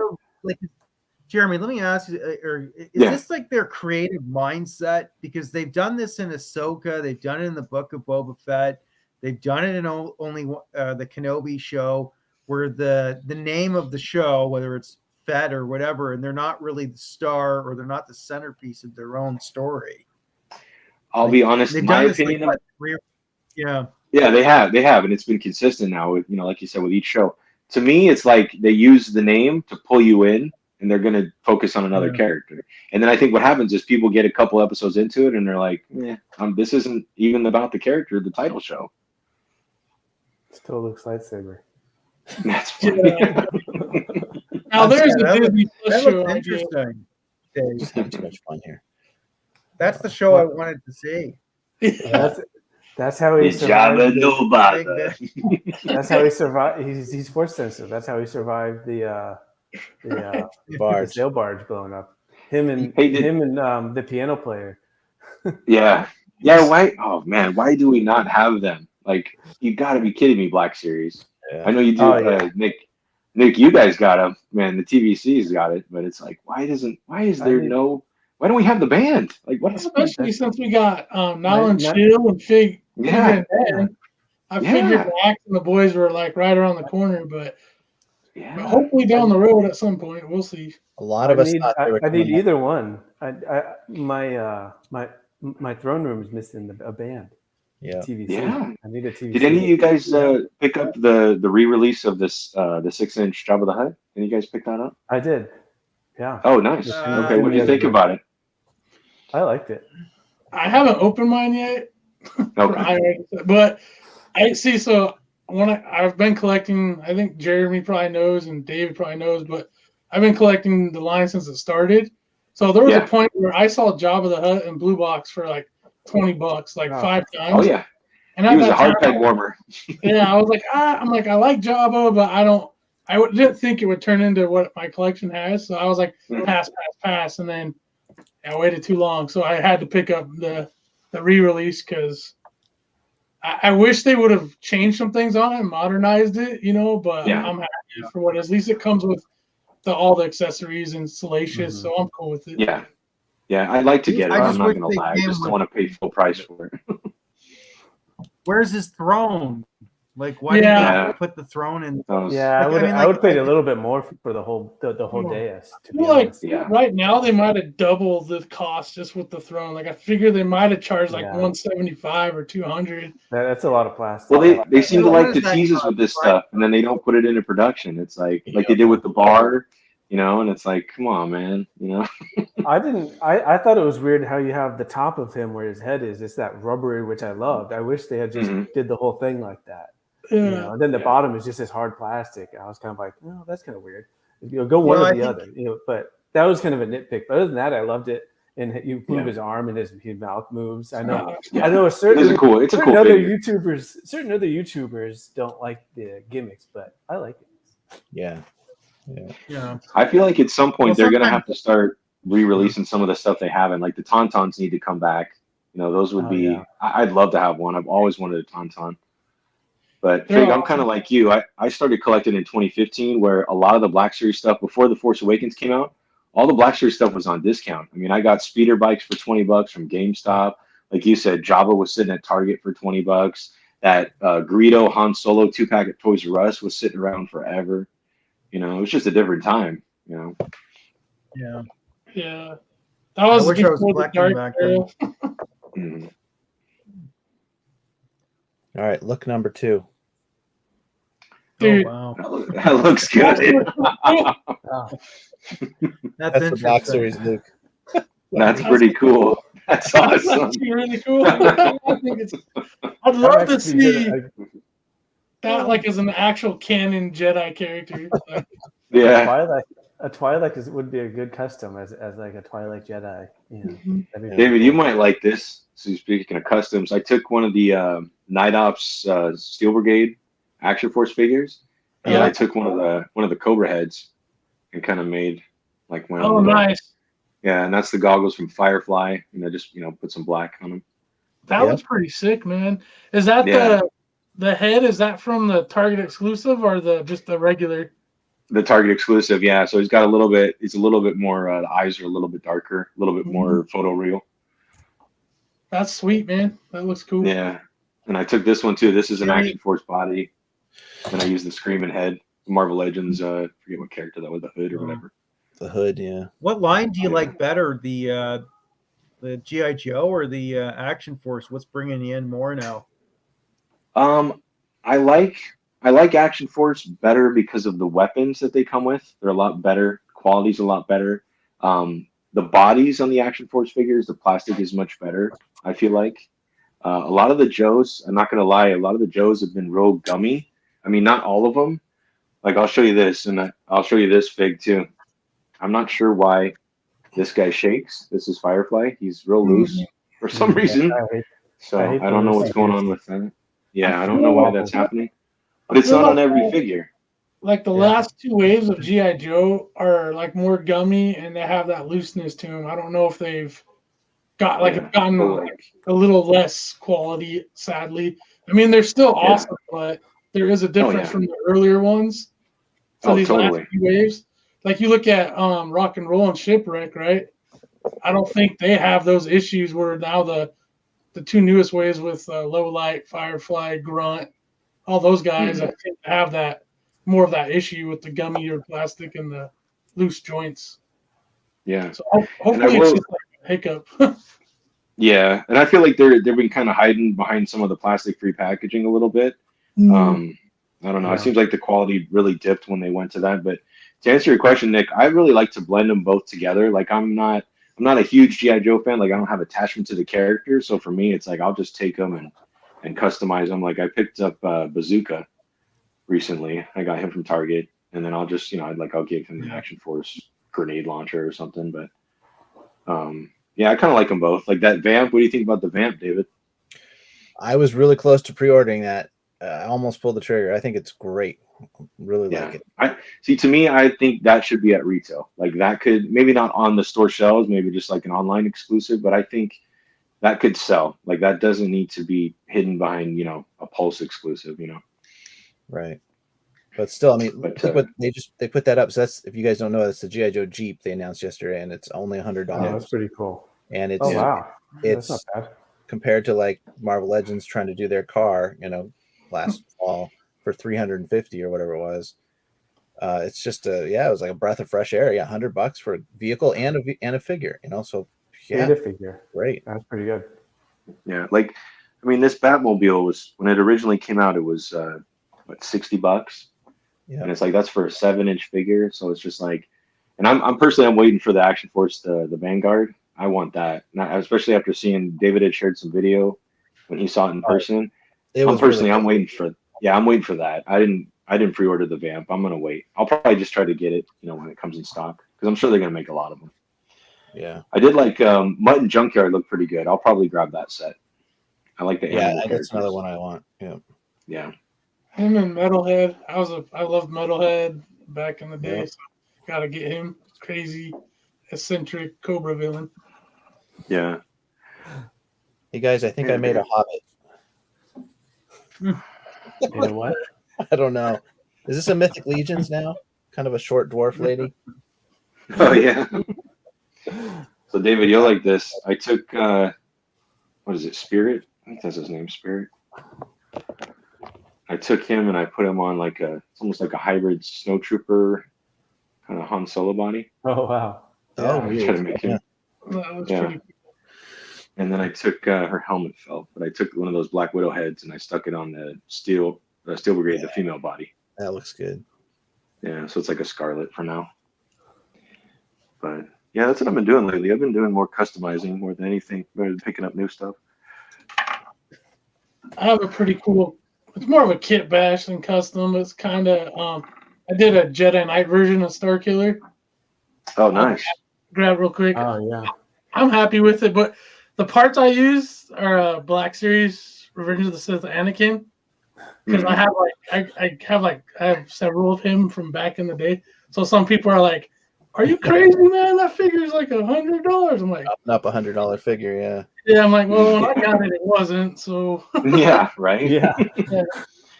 Yeah, you're just enjoying your toys. It's not about them not collecting for value. Yeah, are they releasing the Anakin Black Series again, or is that coming out? The Revenge of the Sith one? Or? I've heard theories and rumors, but nothing official yet. Nothing official. Probably. I wouldn't be surprised. Another year or two. Yeah, well, I wouldn't be surprised if we get an Anakin from Ahsoka, because he showed up. Oh yeah. Show him up close again there. So which head is that? Is that the new head? Yeah, it's kind of the grimacing one. A lot of people don't like it, but if you put it like at a downward angle, it actually looks really cool, I think. Yeah, and then it's articulated Icon's white ninja body. Oh, cool. And then the boots are from Anakin, and then of course his Jedi belt. Nice. And it's just like some straps and cloth, and it looks cool, man. That's half the fun of having these figures, just kind of making them your own too. So. Yeah, absolutely. I love doing that. Well, the original Star Killer, that was George Lucas's idea back before Star Wars was even around, I think. Mm-hmm. Huh. Oh yeah. Yeah, I think that was going to be Luke's name, or the main character's name, or our Anakin's name, right? I think I'm gonna hop off, guys. It was nice chatting with you guys. Yeah. Oh, okay, Art. Good to see you, man. Thanks for stopping me. Man. See you next time. Nice to see Have a good Halloween, bro. You see you, buddy. Yeah, watch out. Yeah, the only thing I pre-ordered from this weekend was actually Marvel Legends Spider-Man Ben Reilly. That's the one figure I pre-ordered. I actually, it's funny you say that. I pre-ordered the whole wave because I was like, I was pretty sure I was going to want the other three. But yeah, Scarlet Spider was an instant for me.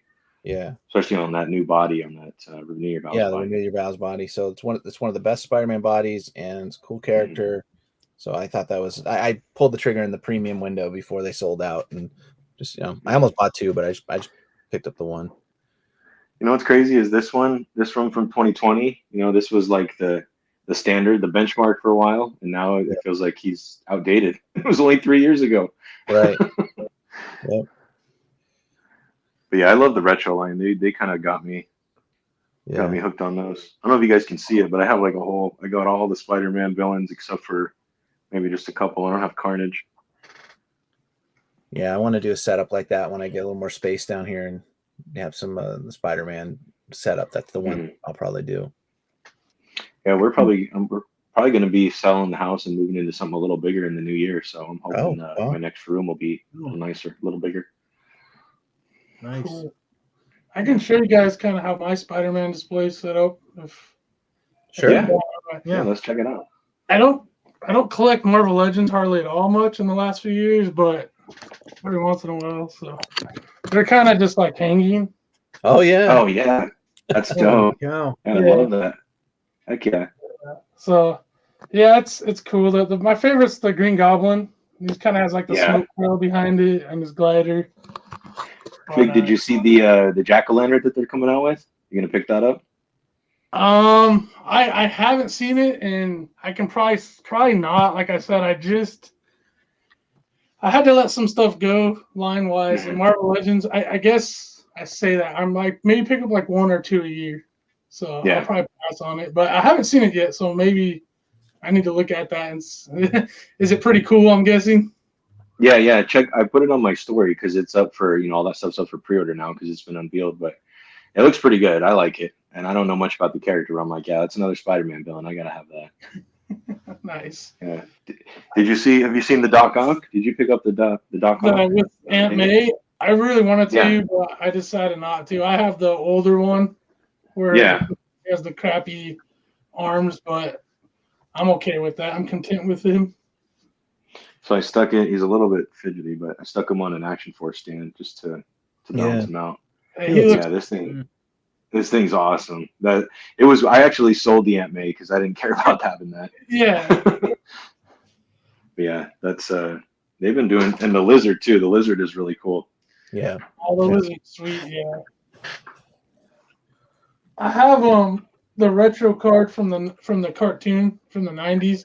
I have Hobgoblin on card. I have Jay Jameson on card. And this was a pickup that I was going to show you guys too, just real quick. Sorry to remember. Oh, you're good, man. Yeah, I got that for $17. Yeah, can't pass that up. Yeah, I looked at my Rosses and never found them, but I've heard people find them for $17. That's sweet. No, yeah, and the little stand that it comes with is pretty cool. Yeah, the water. Right? Yeah. Yeah. Oh, there we go. Well, cool. Are you guys picking up any of the 97 X-Men on card back? Maybe Wolverine.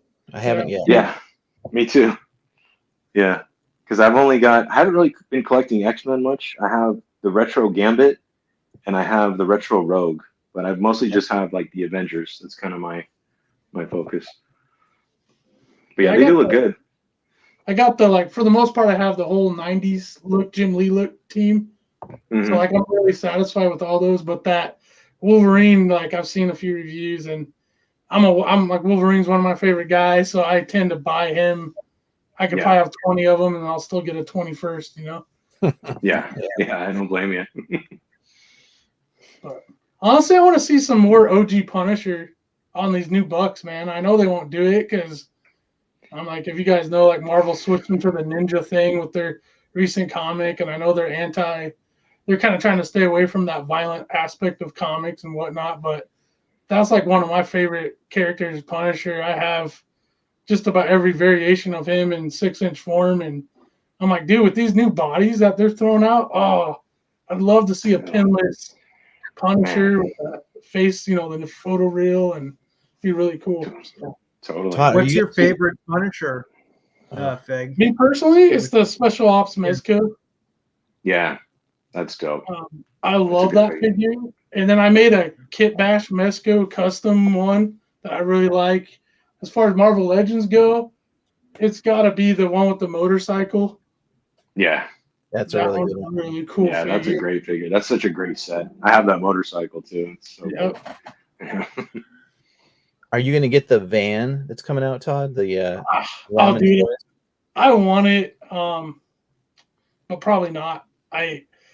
Is it gonna be a HasLab, you think, or is it just gonna be? No, it's an independent toy maker Oh, guy. okay. He's I think it's Ramen Toys. I think is who's announced it. And they're Oh gonna make yeah, that's right. Yeah, I think I saw van, that. that could be A-Team, it could be Punisher, it could be whatever. Oh, it's like a multi-purpose. Yeah, Gotcha. I don't know if they've even shown painted samples yet. I think it's just in design, but it looks pretty cool. It depends on the cost. I mean, if it's a reasonable price, I know with like big items right now, I really wanted to back all the G.I. Joe classified ones because I thought they're awesome, and like the Hiss tank, especially. Mhm. Yeah. But Did you get one? Did you get one or multiples of that? I got 0, man. I ended up not doing. I'm saying like I wanted to, but Okay. the whole thing, my favorite line is Black Series. Yeah. And so until they like, I'm only gonna back a HasLab if it's a Black Series and it passes. Yeah. Then after that, I made this rule with myself. So when that What happens, I could be waiting a long time. But what did you think about the Rancor? Were you happy with that choice, or would you like to see something else? I love the Rancor. Like I was down for it. I did back it. I was planning on backing it. I thought the tiers could have been way better. Obviously, I think a lot of us think that. But as far as the Rancor itself goes, I think it would have been really cool to have, and I was on board with it. But I mean, it did suck. It didn't back. It got really close, but it is what it is. Like I don't know. I'm like, it's been so long now. I'm kind of over it. Yeah. I joke about it sometimes. Like people talk about it. I'm like, oh, rest in peace, Rancor, and all that fun stuff. But, but I wonder about that Rancor. Who has the prototype? Where is it? It's just sitting in someone's office at Hasbro, and they get to enjoy it every day. There's somebody on somebody's stream or an episode. I don't know the YouTube person, but they had somebody that made a custom one that was all painted. Oh yeah, hatchet joints and stuff, and it looked really cool I saw the clip. I didn't watch the video, but just from the picture, I was like, wow, the customizing right now in this game are like so next level. David's got some pretty cool. Yeah, I was gonna say you got some. The Rancor's by John Laird Creations. So he was just on the Black Series podcast with those guys last week. Oh, that's who it was. But I got to visit him down in Texas earlier this year and saw all his other stuff. And he was just starting designing on the Rancor at the time. So, it's amazing what he's put together. It's awesome. Real talented guy. It's kind of like, is it Star Wars plastic? What's that? Maybe less articulation and just get it out. The Rancor. People would buy that for sure. I think if the Rancor, they should have just made it. Yeah. They should have just made it and made it a Pulse exclusive. And see, the thing that gets frustrating with me with Hasbro is it's like if they would just adopt something similar to what NECA does, like just put a pre-order open for 2 weeks, see how many orders you get, and then if it makes sense, go forward with it. I just don't. Yeah. I don't think everything needs to be a HasLab, and that's kind of where I'm just like, I don't know. I'm hoping. Yeah. No, I 100%, Jeremy. I didn't think it was like a dream item. I just thought that should be like a standard type release. Yeah. Yeah. I mean, because when you see him do like the TIE fighter that Todd has there, or I mean the snow speeder. I mean they can do bigger items, and it's like we're gonna eat the OT stuff. Always gets eaten up. I mean it just does. Yeah, I think for the bigger stuff too, it would sell well because like most of the people who like predominant OT are in theory older and they have maybe a little more available funds for that stuff, so they don't mind paying a little more premium if it's for something that's really well done from the OT, like like a ATST. I know it'd be kind of big, but it would be totally doable. Mm-hmm. Yeah, I had the 3 3/4 inch ATSD for a long time, and I just I sold it because it just didn't fit in with the rest of my stuff. Yeah. There's something else like that. Yeah, go ahead, Nick. Stuff like that is, it's good for like almost like publicity too when you have some of those big items. Mm-hmm. So I mean, it does. I think what kind of hurt the snow speeder. I think, to be honest with you, I think part of it was actually even I bought it. I have it, but I thought the packaging on it wasn't exactly attractive. Like they should. I'm so glad they got away from the black and red. Yeah. Yeah, I mean, like they need to, they got to make it look cool, right? I mean, they should have just done a vintage style packaging for that, and that would have sold. I'll be honest with you guys. I had the snow speeder. I bought it when it came out, and I sold it this year because I'm like, we're never going to get any more vehicles. It takes up a lot of space, and I'm just like, it's just kind of silly to just have a snow speeder and that's it. For me personally, I love the thing. Yeah. I'm like, what do I do with it? Do I put it on the shelf? Do I put it on the wall? I'm just like, and I'd love to see like a 6-inch X-Wing. It'll never happen. And if they do, it'll be a Hasbro. It'll probably be like $300. Well, the scale for Black Series, like it's not.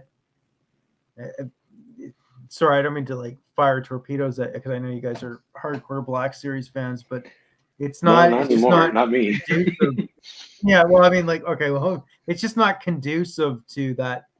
For dioramas and vehicles, mm-hmm. Like there's only so much you can really do with it. But for close-up shots with your cameras and that. Like I'm the guy that I would take an X-Wing, a 6-inch X-Wing, and I'd hang it from the ceiling with fishing line. I mean, That's how my snow speeder is, and my TIE Fighter was like that as well. Yeah. But Nick, you're right though. It's like you said, there's only so much you can do with the vehicles because of people complain about space and it's too big. I mean, I always felt like the land speeder that they did with Luke, I always felt like that was overpriced. It's like that should have been a $50 item. Same thing with the dewbacks. They were charging $60, $65 or $60 for that.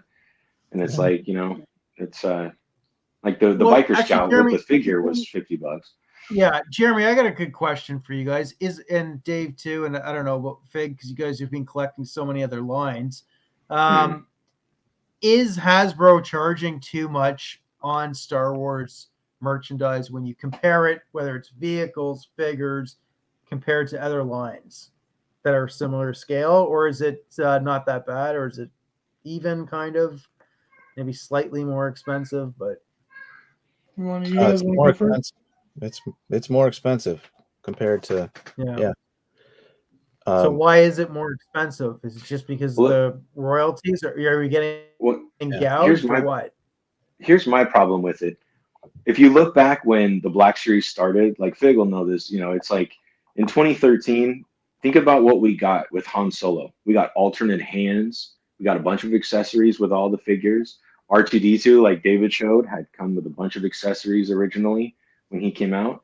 And it's like, as over time, we just get less and less. We don't hardly ever get alternate hands, alternate heads. Like, look at the Luke and the Yoda 2-pack from the Empire Strikes Back set. Alternate heads, hands. Like, we can do it for G.I. Joe. We can do it even for the Indiana Jones figures, alternate hands and accessories. Why doesn't the Star Wars figures, why is there so limited on the accessories now? It's like, what happened? And it's like, it's all under the Disney umbrella, Marvel, obviously Star Wars. Yeah. I just don't understand that the accessories are less and less and the figures are more now. And it just doesn't make sense to me. That's my problem with it. So they're gouging then. Mm-hmm. It's happening with Marvel as well with Star Wars, but they're both owned by Disney. Same thing, Marvel Legends. There's less accessories, less paint apps, less heads and hands.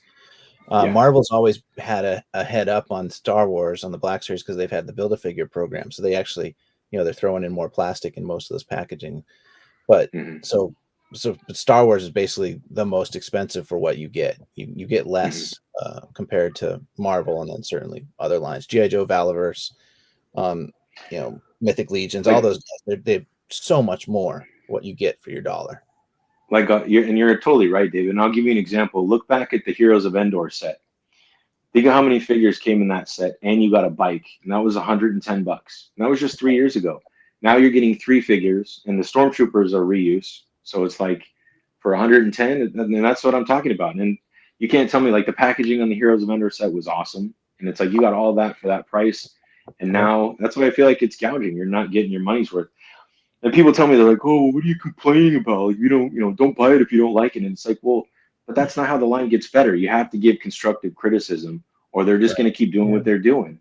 I'm not being toxic. I love this line. I've been collecting it for almost 10 years, but I'm gonna voice when they're doing their bullshit. Well, if you disagree with the crowd, Jeremy, I'm sorry, you're toxic. Well, just the way I've been exiled, and from the the people on YouTube, they know who they are. So I just keep to myself now. I keep my thoughts to myself, and I'll put some comments on Instagram, and I had a situation today that I'll share with you guys offline. But it's just it's silly now. If you say anything, you just oh, you're toxic. Oh, you're just old. Oh, you can't afford the figures, and it's like, well, no, it's none of that. I just don't like what they're putting out. I don't think it's quality for the money. Sorry. Yeah, no, there's nothing wrong. Well, it's so weird. It's like we're grown adults and we collect toys, and then we gotta. Oh, he just cut him off. I had to boot him. He was too toxic. Like, here, look at this. I'll give you guys an example. See? Now, this guy was $35, right? Great figure. Yeah. He's a quote unquote deluxe nowadays. Now, this thing is also the same price, and it's fully articulated. Yeah. It's got a bendy wire tail. I mean, this thing is wicked. Same price, and it's like, I'm sorry. And there's a lot of sculpting in this. There's paint on it. So it's just like, it's just, I know. And I know, look, NECA and the Alien license, I'm sure, is much different than the Star Wars license. I get that. But, yeah, I just, I don't know. Doesn't NECA... I'm going to counter that because that Darth Malgus has, like, even the back has paint apps on it. He has paint apps pretty thoroughly. I know they got rid of the thigh swivel, which I'm a fan of, but the new leg articulation, the way they act more like a natural movement, it's more like a SH Figure Arts in that regard. Okay. But for we were talking about that. Like, I would have paid $40 for that figure and been perfectly happy. That's how good it is. I was fine to pay $35. It's like the face on him. I mean, you have him. He's an amazing Black Series figure. Like, I get the argument of like apples to apples, but I definitely feel like that's more like an apples to oranges situation because of the licensing. I definitely wish we got more accessories because I love like the orange line accessory. Like, that was great. Like Darth Maul, the Sand Trooper. I mean, you got like 3 or 4 things at least with every figure. And they definitely took away with that. But I will argue from the fact that on a positive from the line right now, especially the last couple of years, like I'll use the Darth Maul from Battlefront 2 and the Clone Wars Darth Maul. Like those Darth Mauls like destroy the orange box ones night and day. Oh yeah. Yeah. It's not even close. Yeah. So it's like I wish the price was lower. I definitely do. But I can't say gouging because like there are some figures where it definitely is, but I feel like that's every line. You're gonna have those figures where you're like, like the Boba Fett tax, for example. Like, why would you make the Book of Boba Fett a deluxe figure? It didn't make any sense when just a year prior, what you got with the Return of the Jedi one, you got all those for the same price. Absolutely, 100%. But then there's like other figures where, it's totally worth it, at least in my opinion. So it's like, and it's Star Wars, right? Like I kind of had this conversation with a couple other guys too, and it's like where do you? It's a personal choice, man, and that's what's great about this with having these debates and talks is like, if you feel it's too high, I definitely don't collect it. And if you've been collecting a long time and you want to have a voice, like that's what this platform's for. Whether you think they need to change it or you don't, but I'm so happy with the line, like because I remember the red box era. We've heard this before, like non-photo reel and no accessories, and the articulation was garbage. Yep. That was when I checked out. Yeah, I took like 2017. I was out. Like I just kept going to Target and I seen the same stuff, the Jyn Erso days, and I'm just like, I took a year off from it. I was like, yeah, I'm good. Let me know when they get some new stuff. Yeah. Well, like I get your guys' points like fully. Like I get both sides to that coin for sure. And well, here's the thing. Go ahead. I was just gonna say, here's the thing, and this is what I've done. Like, a couple people said to me, and they know who they are. They're like, well, if you don't like the line, don't collect it anymore. It's like, that's fine. I'll speak with my wallet, but I know it's not just me.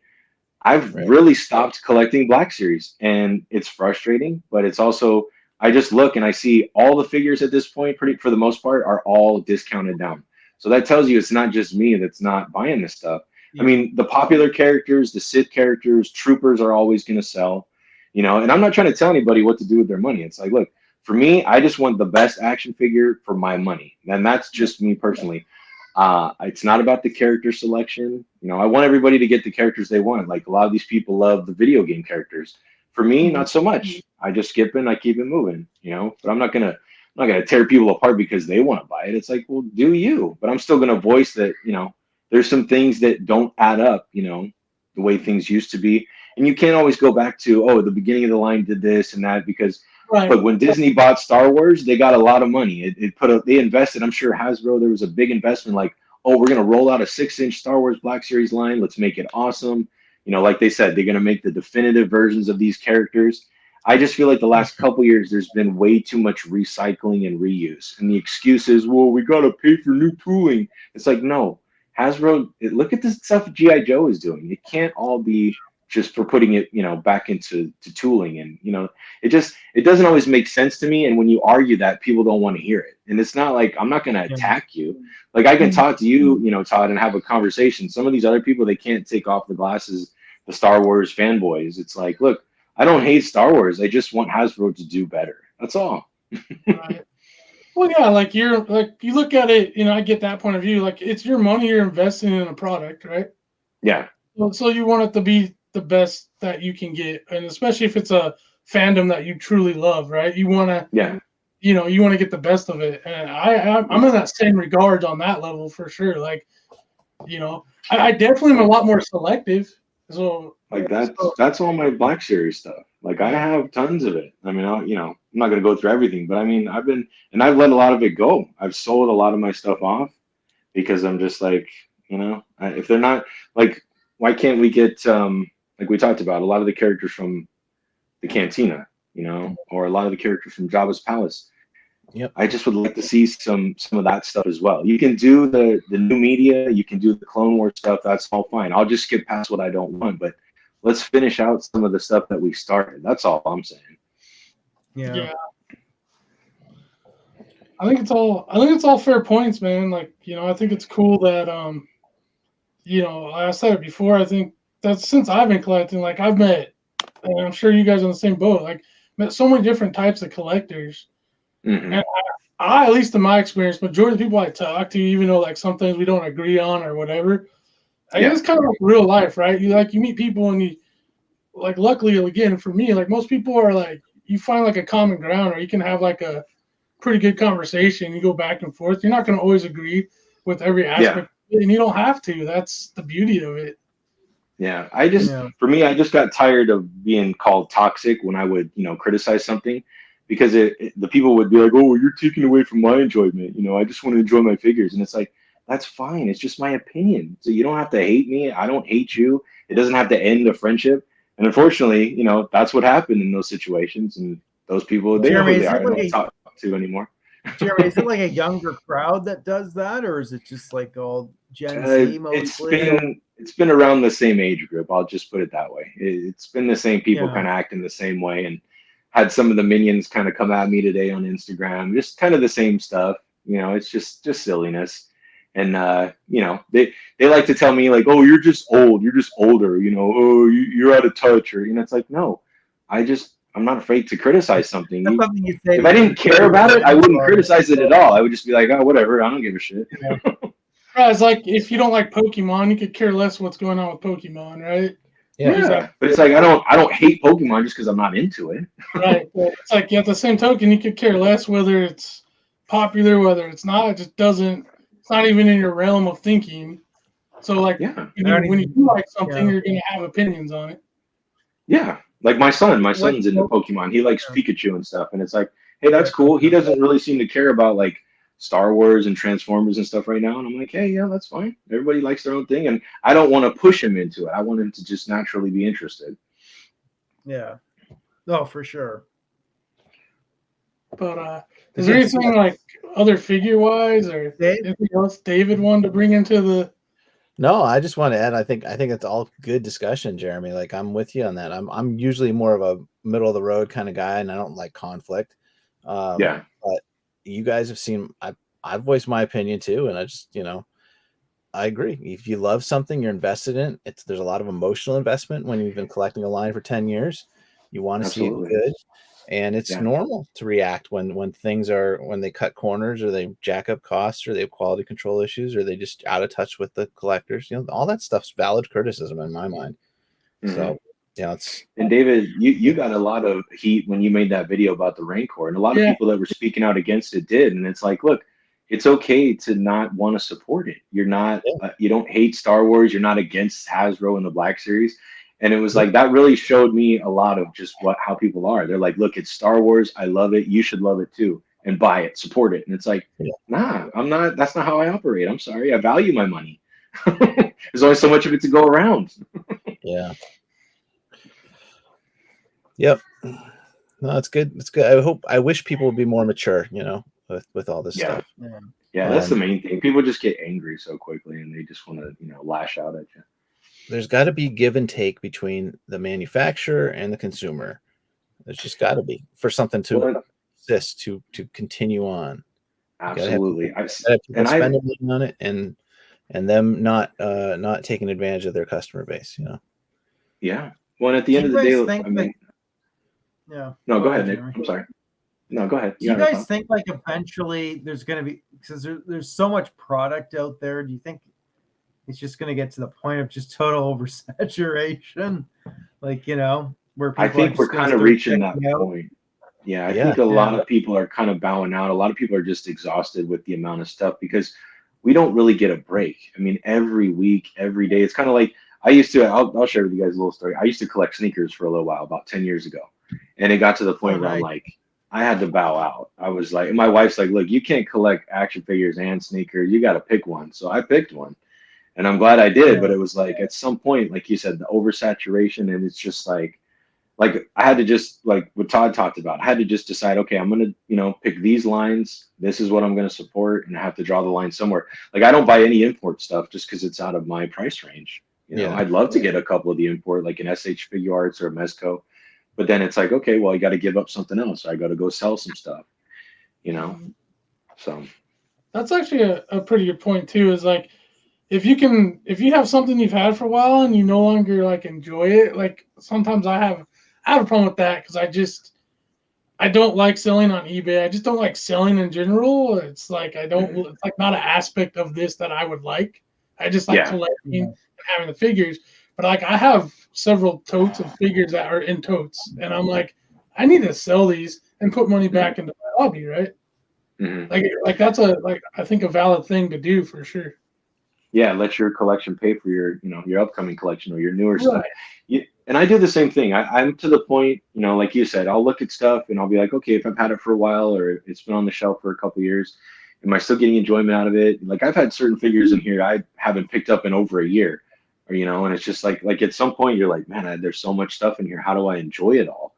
But then it's also, like you said, when it comes to sell it, then you have that attachment to it. You kind of think of when you got it, the hunt, acquiring it, like all that stuff comes into play.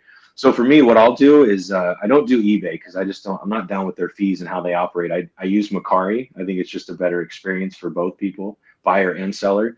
But what I'll do is I'll take, like you said, you have a tub of figures. I'll take a lot of figures and I'll go to my local, like I have a place out here called Retro Exchange, and I'll just take some figures in. And to me, taking it to a local shop is better because you have like collectors that go in there that go in to collect, like they have Pokemon events, they have action figure events. And I'd rather have it be local. So local collectors can be like, oh, I was looking for that, villain or that character or whatever it is. Versus just, like you can sell stuff online. It's convenient. Right. But for me, I like to just take it to collector shops. That's cool. I have a few that, I'm going to do it at some point because I'm rearranging and I'm focused, like downsizing. Yeah, me too. So, me too. And I like lot sales too. Like I know if I do a lot, like I'm going to give it a really cheap price because I just want it gone. Yes. And versus doing, and you make more money doing piece individual sales. But like also like you go to a store, if they give you what you're asking for, you come to an agreement. Now you don't have to worry about shipping. You know that it's going to a collector store, so most likely it's gonna be sold to other collectors. So it's just like it's like a win-win thing. I'm getting rid of the stuff quick. I don't have to worry about listings. I don't have to worry about shipping and handling. I don't have to worry about those issues that can come along with that, like someone saying they didn't get what you sent and all those stories you hear about. So that's a good idea, and I think that's what I'm going to lean to. But yeah, I just see, I like to sell stuff if I can. I mean, even loose figures, I like to sell them if I can for what I paid for them. Like I'm not really trying to make money off of people. Because like at the end of the day, I'm trying to help somebody else out. If they're looking for a figure, they want it in their collection. So I'm like, if I can get what I paid for it, that's great. That's kind of how I met Nate over there at the basement. He was looking for the Purge Trooper, so I reached out to him like, hey man, I got it. I'll sell it to you, $35, whatever. And he didn't believe me. He was like, really? You're not trying to price gouge me? And it's like, yeah, I'm just not that guy. Like people are looking for something, I want to hook them up, and then I can use that $20-$30 and go buy something new that I want. So. Yeah, but not everybody thinks that way. Everybody wants to. They want current value. It's like this isn't a stock market. They're just action figures, just plastic toys. At the end of the day. In another 20 years, when we're all in our 50s and 60s or 70s, I think you're gonna have a massive. It's gonna be like Elvis merchandise. Oh yeah, it's be worth Everyone's gonna be. It's gonna be like music. So we're gonna be into like a musical chairs type situation. I think. And I think it's funny you bring that up, man. Yeah, I think you'll have another boom around. As long as a meteorite doesn't slam into Earth, but around 2030, I think you'll have maybe one more kick at the can for Star Wars. Maybe, I don't know. Depends for the OG stuff. It's funny you say that because I'm turning 40 in December, and I've kind of this year I've kind of been like, you know what? I'm kind of getting to the point where I don't know how much longer I'm going to be actively collecting. I'm kind of like, I kind of just look at what's coming up and I'll be like, yeah, I'll probably pick and choose. And, if it's something I've been really looking forward to, like an R2-D2, like we talked about. But at this point, I'm kind of like, yeah, I'm kind of getting to that point where I'm like, I'm good. I have all my favorite characters and space is the issue, and we're going to move and I'm going to have to pack up all this stuff. And it's just like, oh, I'm not looking forward to that. So, and what are my kids going to do with it? It's like, you start to think about all that stuff. Like, is this stuff just going to get put in a bin and sent to the Goodwill when I'm no longer breathing? Yeah. So, pretty much. Yep. Yeah. Yeah. I thought that was one thing that Disney. Go ahead, Nick. Yeah, sorry. That's one thing I thought Disney kind of really screwed up on was the 40th of Return of the Jedi when they put it in the theaters. They didn't advertise it or nothing, man. Like idiots, man. They should have had the theatrical release. Like I talked to so many of my friends. I said, "Are you guys going to go see Return of the Jedi?" And they're like, "What? It's going to be in the theaters." They had nobody had any idea. They're like, "Really?" Well, look how hard they marketed Ahsoka. Like you couldn't. It was on YouTube. It was on it was everywhere. They were pushing Ahsoka so hard, and it's like we need to also celebrate the anniversary stuff. The original trilogy stuff. So. Yeah, all about the new media. They've missed out, man, because now like all of us guys that are in our 40s, like another 10 years from now, like you're gonna do the 50th. Like how many of us are gonna croak? Like you know what I mean? Like it's just hopefully things haven't gone nuclear by that point. With the way the world's going. Yeah, no shit, man. Like you got to make money. You got to hit it now, and like people want like the original theatrical release. Think how you could have marketed that. You could have marketed that. Like I would have gotten to see that. Let me ask you this too, because this is something I think about. What if a company what if an independent maker, like say just for example, what if Valaverse were to get like a 6-inch Star Wars line? Like what could somebody like that do with it? You know what I mean? Just to give another company a chance. Because it's like Hasbro's had this on lockdown. I mean, obviously 6 inches is only 10 years old, but at this point, it's like TVC, I know there's been collecting that much longer. That's way deeper. There's way more, characters and figures, and vehicles. But I just wonder if it's time to switch it up. Even Marvel Legends, Marvel Legends maybe. Because you look at like somebody like Ramen Toys, like what they're doing. Like that kind of stuff is starting to become more common now where you have guys that are like, I'm just going to make it better. I'm going to do it on my own and not overcharge people, you know? Right. Yep. Yeah, I don't know. I think they're almost like I think after the 40th Return of the Jedi, I don't know. I don't know. Like I think it's what Fig and everyone's been saying. People are going to get exhausted, or people are exhausted already. I think like the collecting space. I mean, you're already talking about it yourself, Jeremy. Yeah. So I mean, like there's millions of guys. When I've been doing it for, I mean, you guys have been collecting longer than me. I've only been collecting like action figures like as a full-time hobby for about 10 years. So you guys got way more, you know, just you have much more vintage, you know, way more stuff than I do. So I mean, how do you guys feel about it? Like David, you know, you got a huge collection too. How do you feel about it? Well, I haven't been collecting. Yeah, I've only been going about 5 years, 6 years for me. I just went into it real heavy. I spent thousands on Black Series when, you know, I started in 2017, 2016, 2017. So, but your point being like, yeah, I like all this stuff, but I do see that, okay, I kind of want to get it to a point where I like it. And then I just want to sit and enjoy it. And me too. Yeah. You know, 100%. And I don't want to get rid of it, but I want to get rid of some of the stuff. I want to pare it down to the stuff I really like. So, and that is different lines. I like multiple lines, but that's hard too. You know, but you got to look at your space, what you got, and your, you know, for me, I'm going to have my Kenner collection. That's what I have behind me. I love that. That's my childhood. I have the Black Series stuff in my office because that's my modern current stuff. I still like that.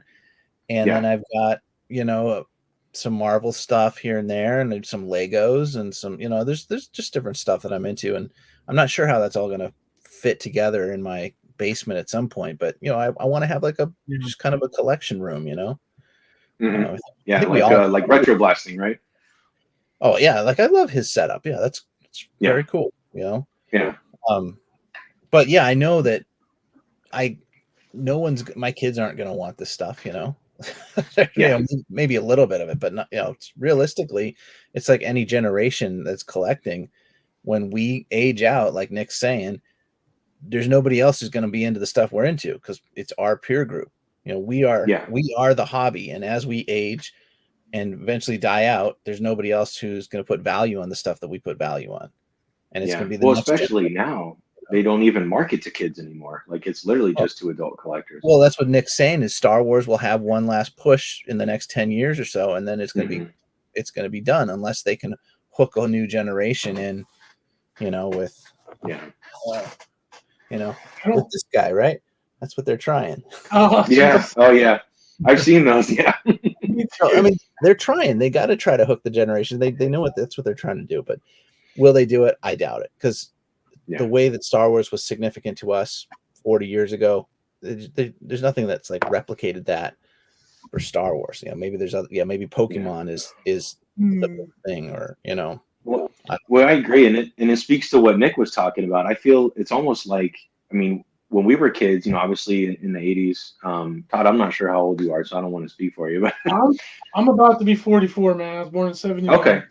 Okay, yeah. So I was born so I was born in 83, so I was like, we're right around the same. And it's like when we were growing up, we only had so many options as far as TV shows and movies. And now I feel like the kids with all the streaming, like I can't believe how much stuff just is on there for kids for Netflix. It just there's so much stuff, and it's like we had, you know, like Transformers and G.I. Joe and Star Wars to kind of hook into, along with all the, you know, Masters of the Universe and, you know, all that Thundercats. But there's so much stuff now. Mask, and that's another thing. Like everybody talk about like bring back Mask, and I'm like, I just don't think the current generation would care about that like we would. I mean, obviously, I'd be into like a 6-inch mask. You know, I'd be into some of that stuff, but they're not going to do vehicles. You know, it wouldn't be 6-inch vehicles, so it wouldn't be the same. So it's like just let it rest, just let it be. You know. But yeah, I agree. That's something that's very interesting. And I bring my son in here all the time. I let him walk around and look around, and he'll come up to some stuff and pick it up and kind of look at it, and he'll just put it down. And it's kind of like, okay. I'm like, all right, well, I guess I know the answer. Jeremy, you don't care about this stuff. Jeremy, has he seen Star Wars and Empire and Return of the Jedi? Did he? It's kind of, he's still kind of, I mean, you know, having a 6-year-old, like his attention span isn't that long. I mean, he's kind of in the dinosaur phase still. You know, he's kind of like he's getting into Pokemon and Pikachu and that kind of stuff. But I'm kind of waiting. I'm hoping in the next couple of years when he's like 8, 9, you know, maybe I can sit him down and, you know, just start, you know, just play a movie, see if he'll kind of, you know, take interest in it. He does like the Transformers. He seems to like, you know, Optimus and Bumblebee, like, you know, and he knows all the Avengers names, like Captain America. He knows all those guys. But Star Wars is kind of like you said, I think it's mostly been for us, you know, and who knows, he may be into like the Clone Wars, you know, or maybe they'll do something else. Like I'd love to see another animated show that's more, you know, that explores different eras of Star Wars. It doesn't always have to be live action, in my opinion, anyway. Did you guys like Tales of the Jedi? Did you watch that? I thought it was interesting. I mean, it was okay. I guess that's a bad example because it's very based on if you like Clone Wars. Yeah. Continuation of that. But like that style, it was like short stories. So when I first heard that, like it was only maybe like 10 or 12 minutes per episode, I was like what can you do? But it worked for me. Yeah. Yeah. Honestly, my son liked Bad Batch way more. He was way into that. Yeah, and I was like surprised. I'm like, okay, so this is what you want to see, some action. And obviously, you know, you like, you know, blasters and troopers and that kind of stuff. But yeah, what did you guys think? Because you guys are all in it. You guys understand Clone Wars. Like, did you guys like the Bad Batch? I thought it was a good cartoon show. I mean, I don't know anything about. Yeah. I don't think it was like some people held it really high. Some people were like, "Oh, it's just utter crap." I was kind of in the middle. Like, there's some really cool tie-ins to Clone Wars, which I like because it you know expands on the story. I definitely like season 1, like the look. So honestly, my favorite thing about the Bad Batch was season 7 Clone Wars. It shows them as a special ops elite force, right, of the clone, and they all have these like you know records, like the big dude and then the sniper and yada yada. So when I heard about the show, I'm like, okay, this is going to be kind of like the A-Team of Star Wars. Right. But it's not. It's more about it goes a different route. I'll just put it that way. And you know, they find this little girl. Oh, she's a clone too, and you know, and it's more about that aspect. So I was like, to me, as like what I like about Star Wars is like, man, they could have killed it if they went like the route of that season 7 team, right? Yeah, they didn't. So like it kind of lost some points for me there. So like it goes back to what we've been saying. This I think majority of the stream is like the potential for some really cool stories for I think maybe our age group or what we like from the original trilogy is like right there, but they just don't tap into it for whatever reason. So like I get the frustrations with that as a longtime fan as well. And it's just like, man, like you guys could just be like, okay, season 1 and season 2 Mando like were really great. Like I love both those seasons overall. Me too. I want to buy them on Blu-ray.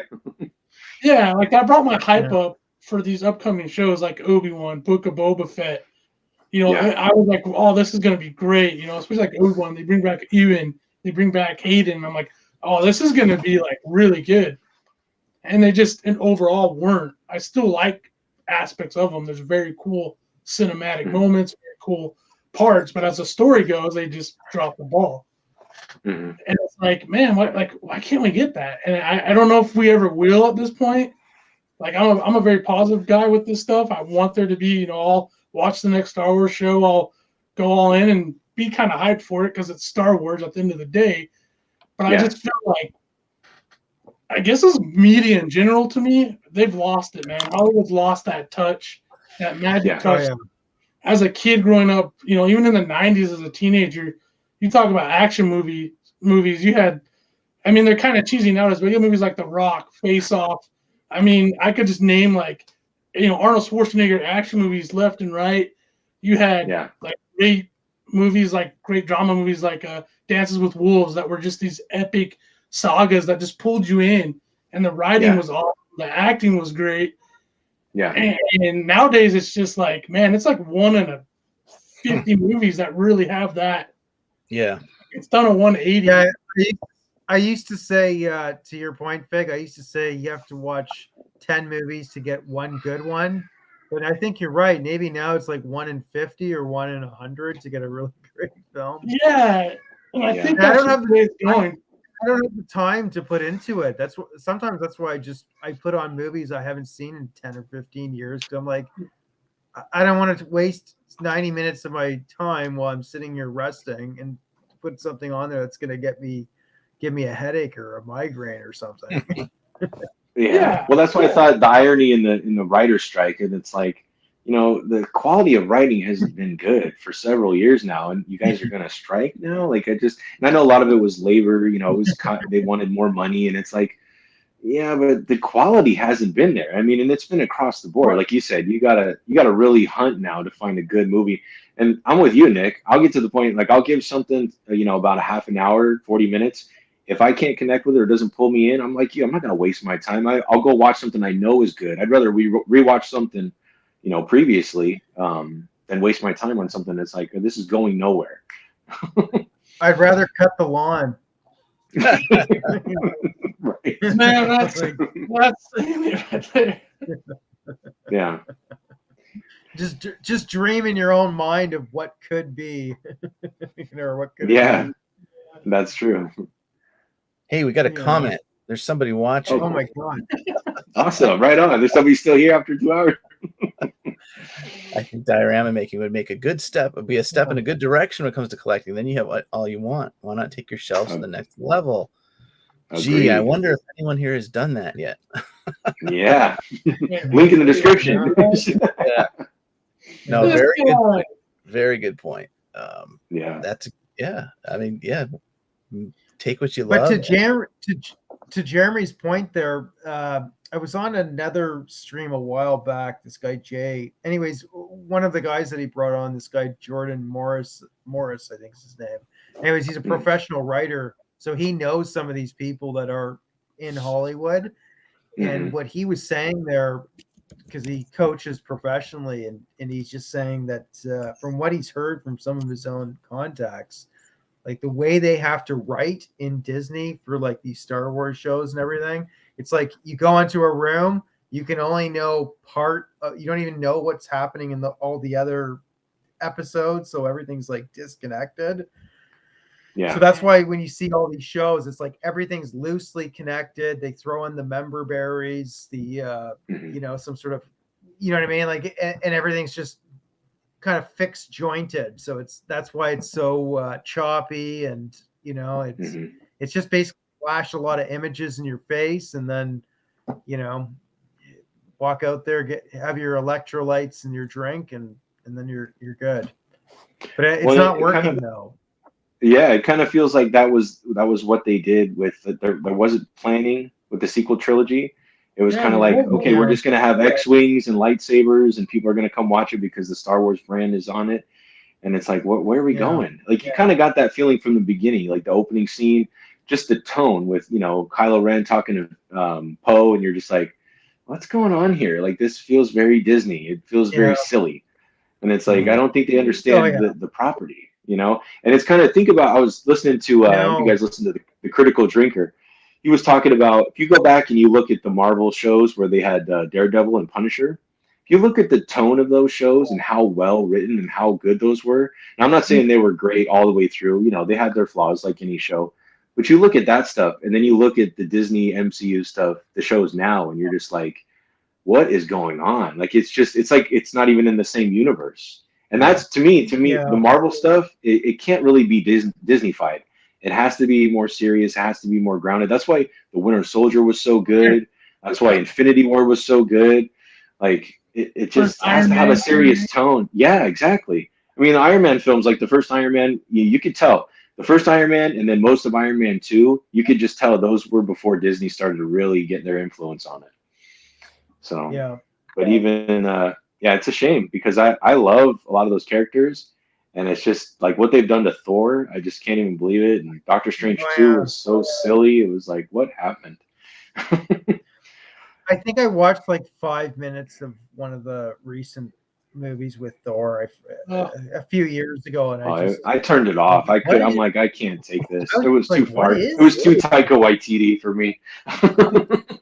Yeah, was it the latest one, Love and Thunder? That movie was garbage. It was just garbage. Yeah, I couldn't sit through that. That was pretty bad. A lot of people I watched- thought you hated the first two Thors, right? Because it was like they were like he was too serious or was too like as guardian. And it's like now where we're at, I'm like, give me those back. Like, give me those movies back.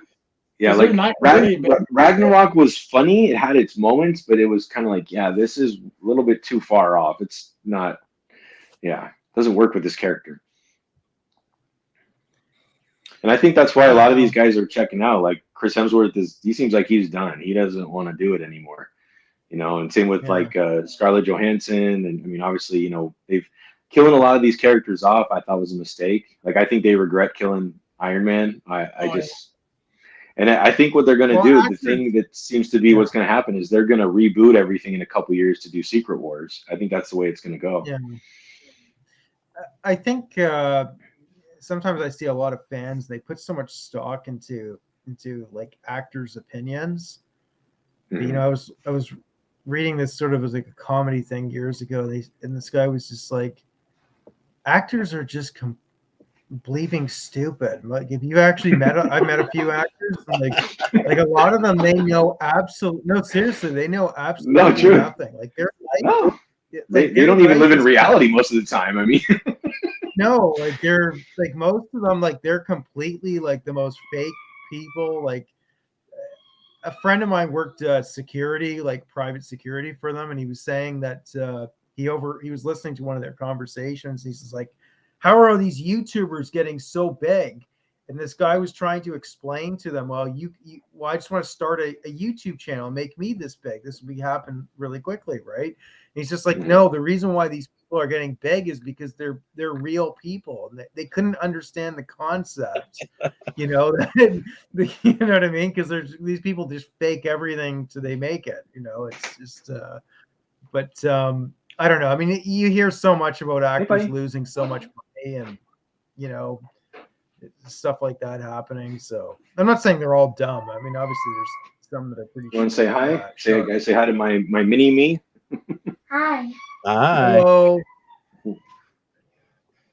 Super Mario. I'll be right there. Okay, I'll be there in a little bit.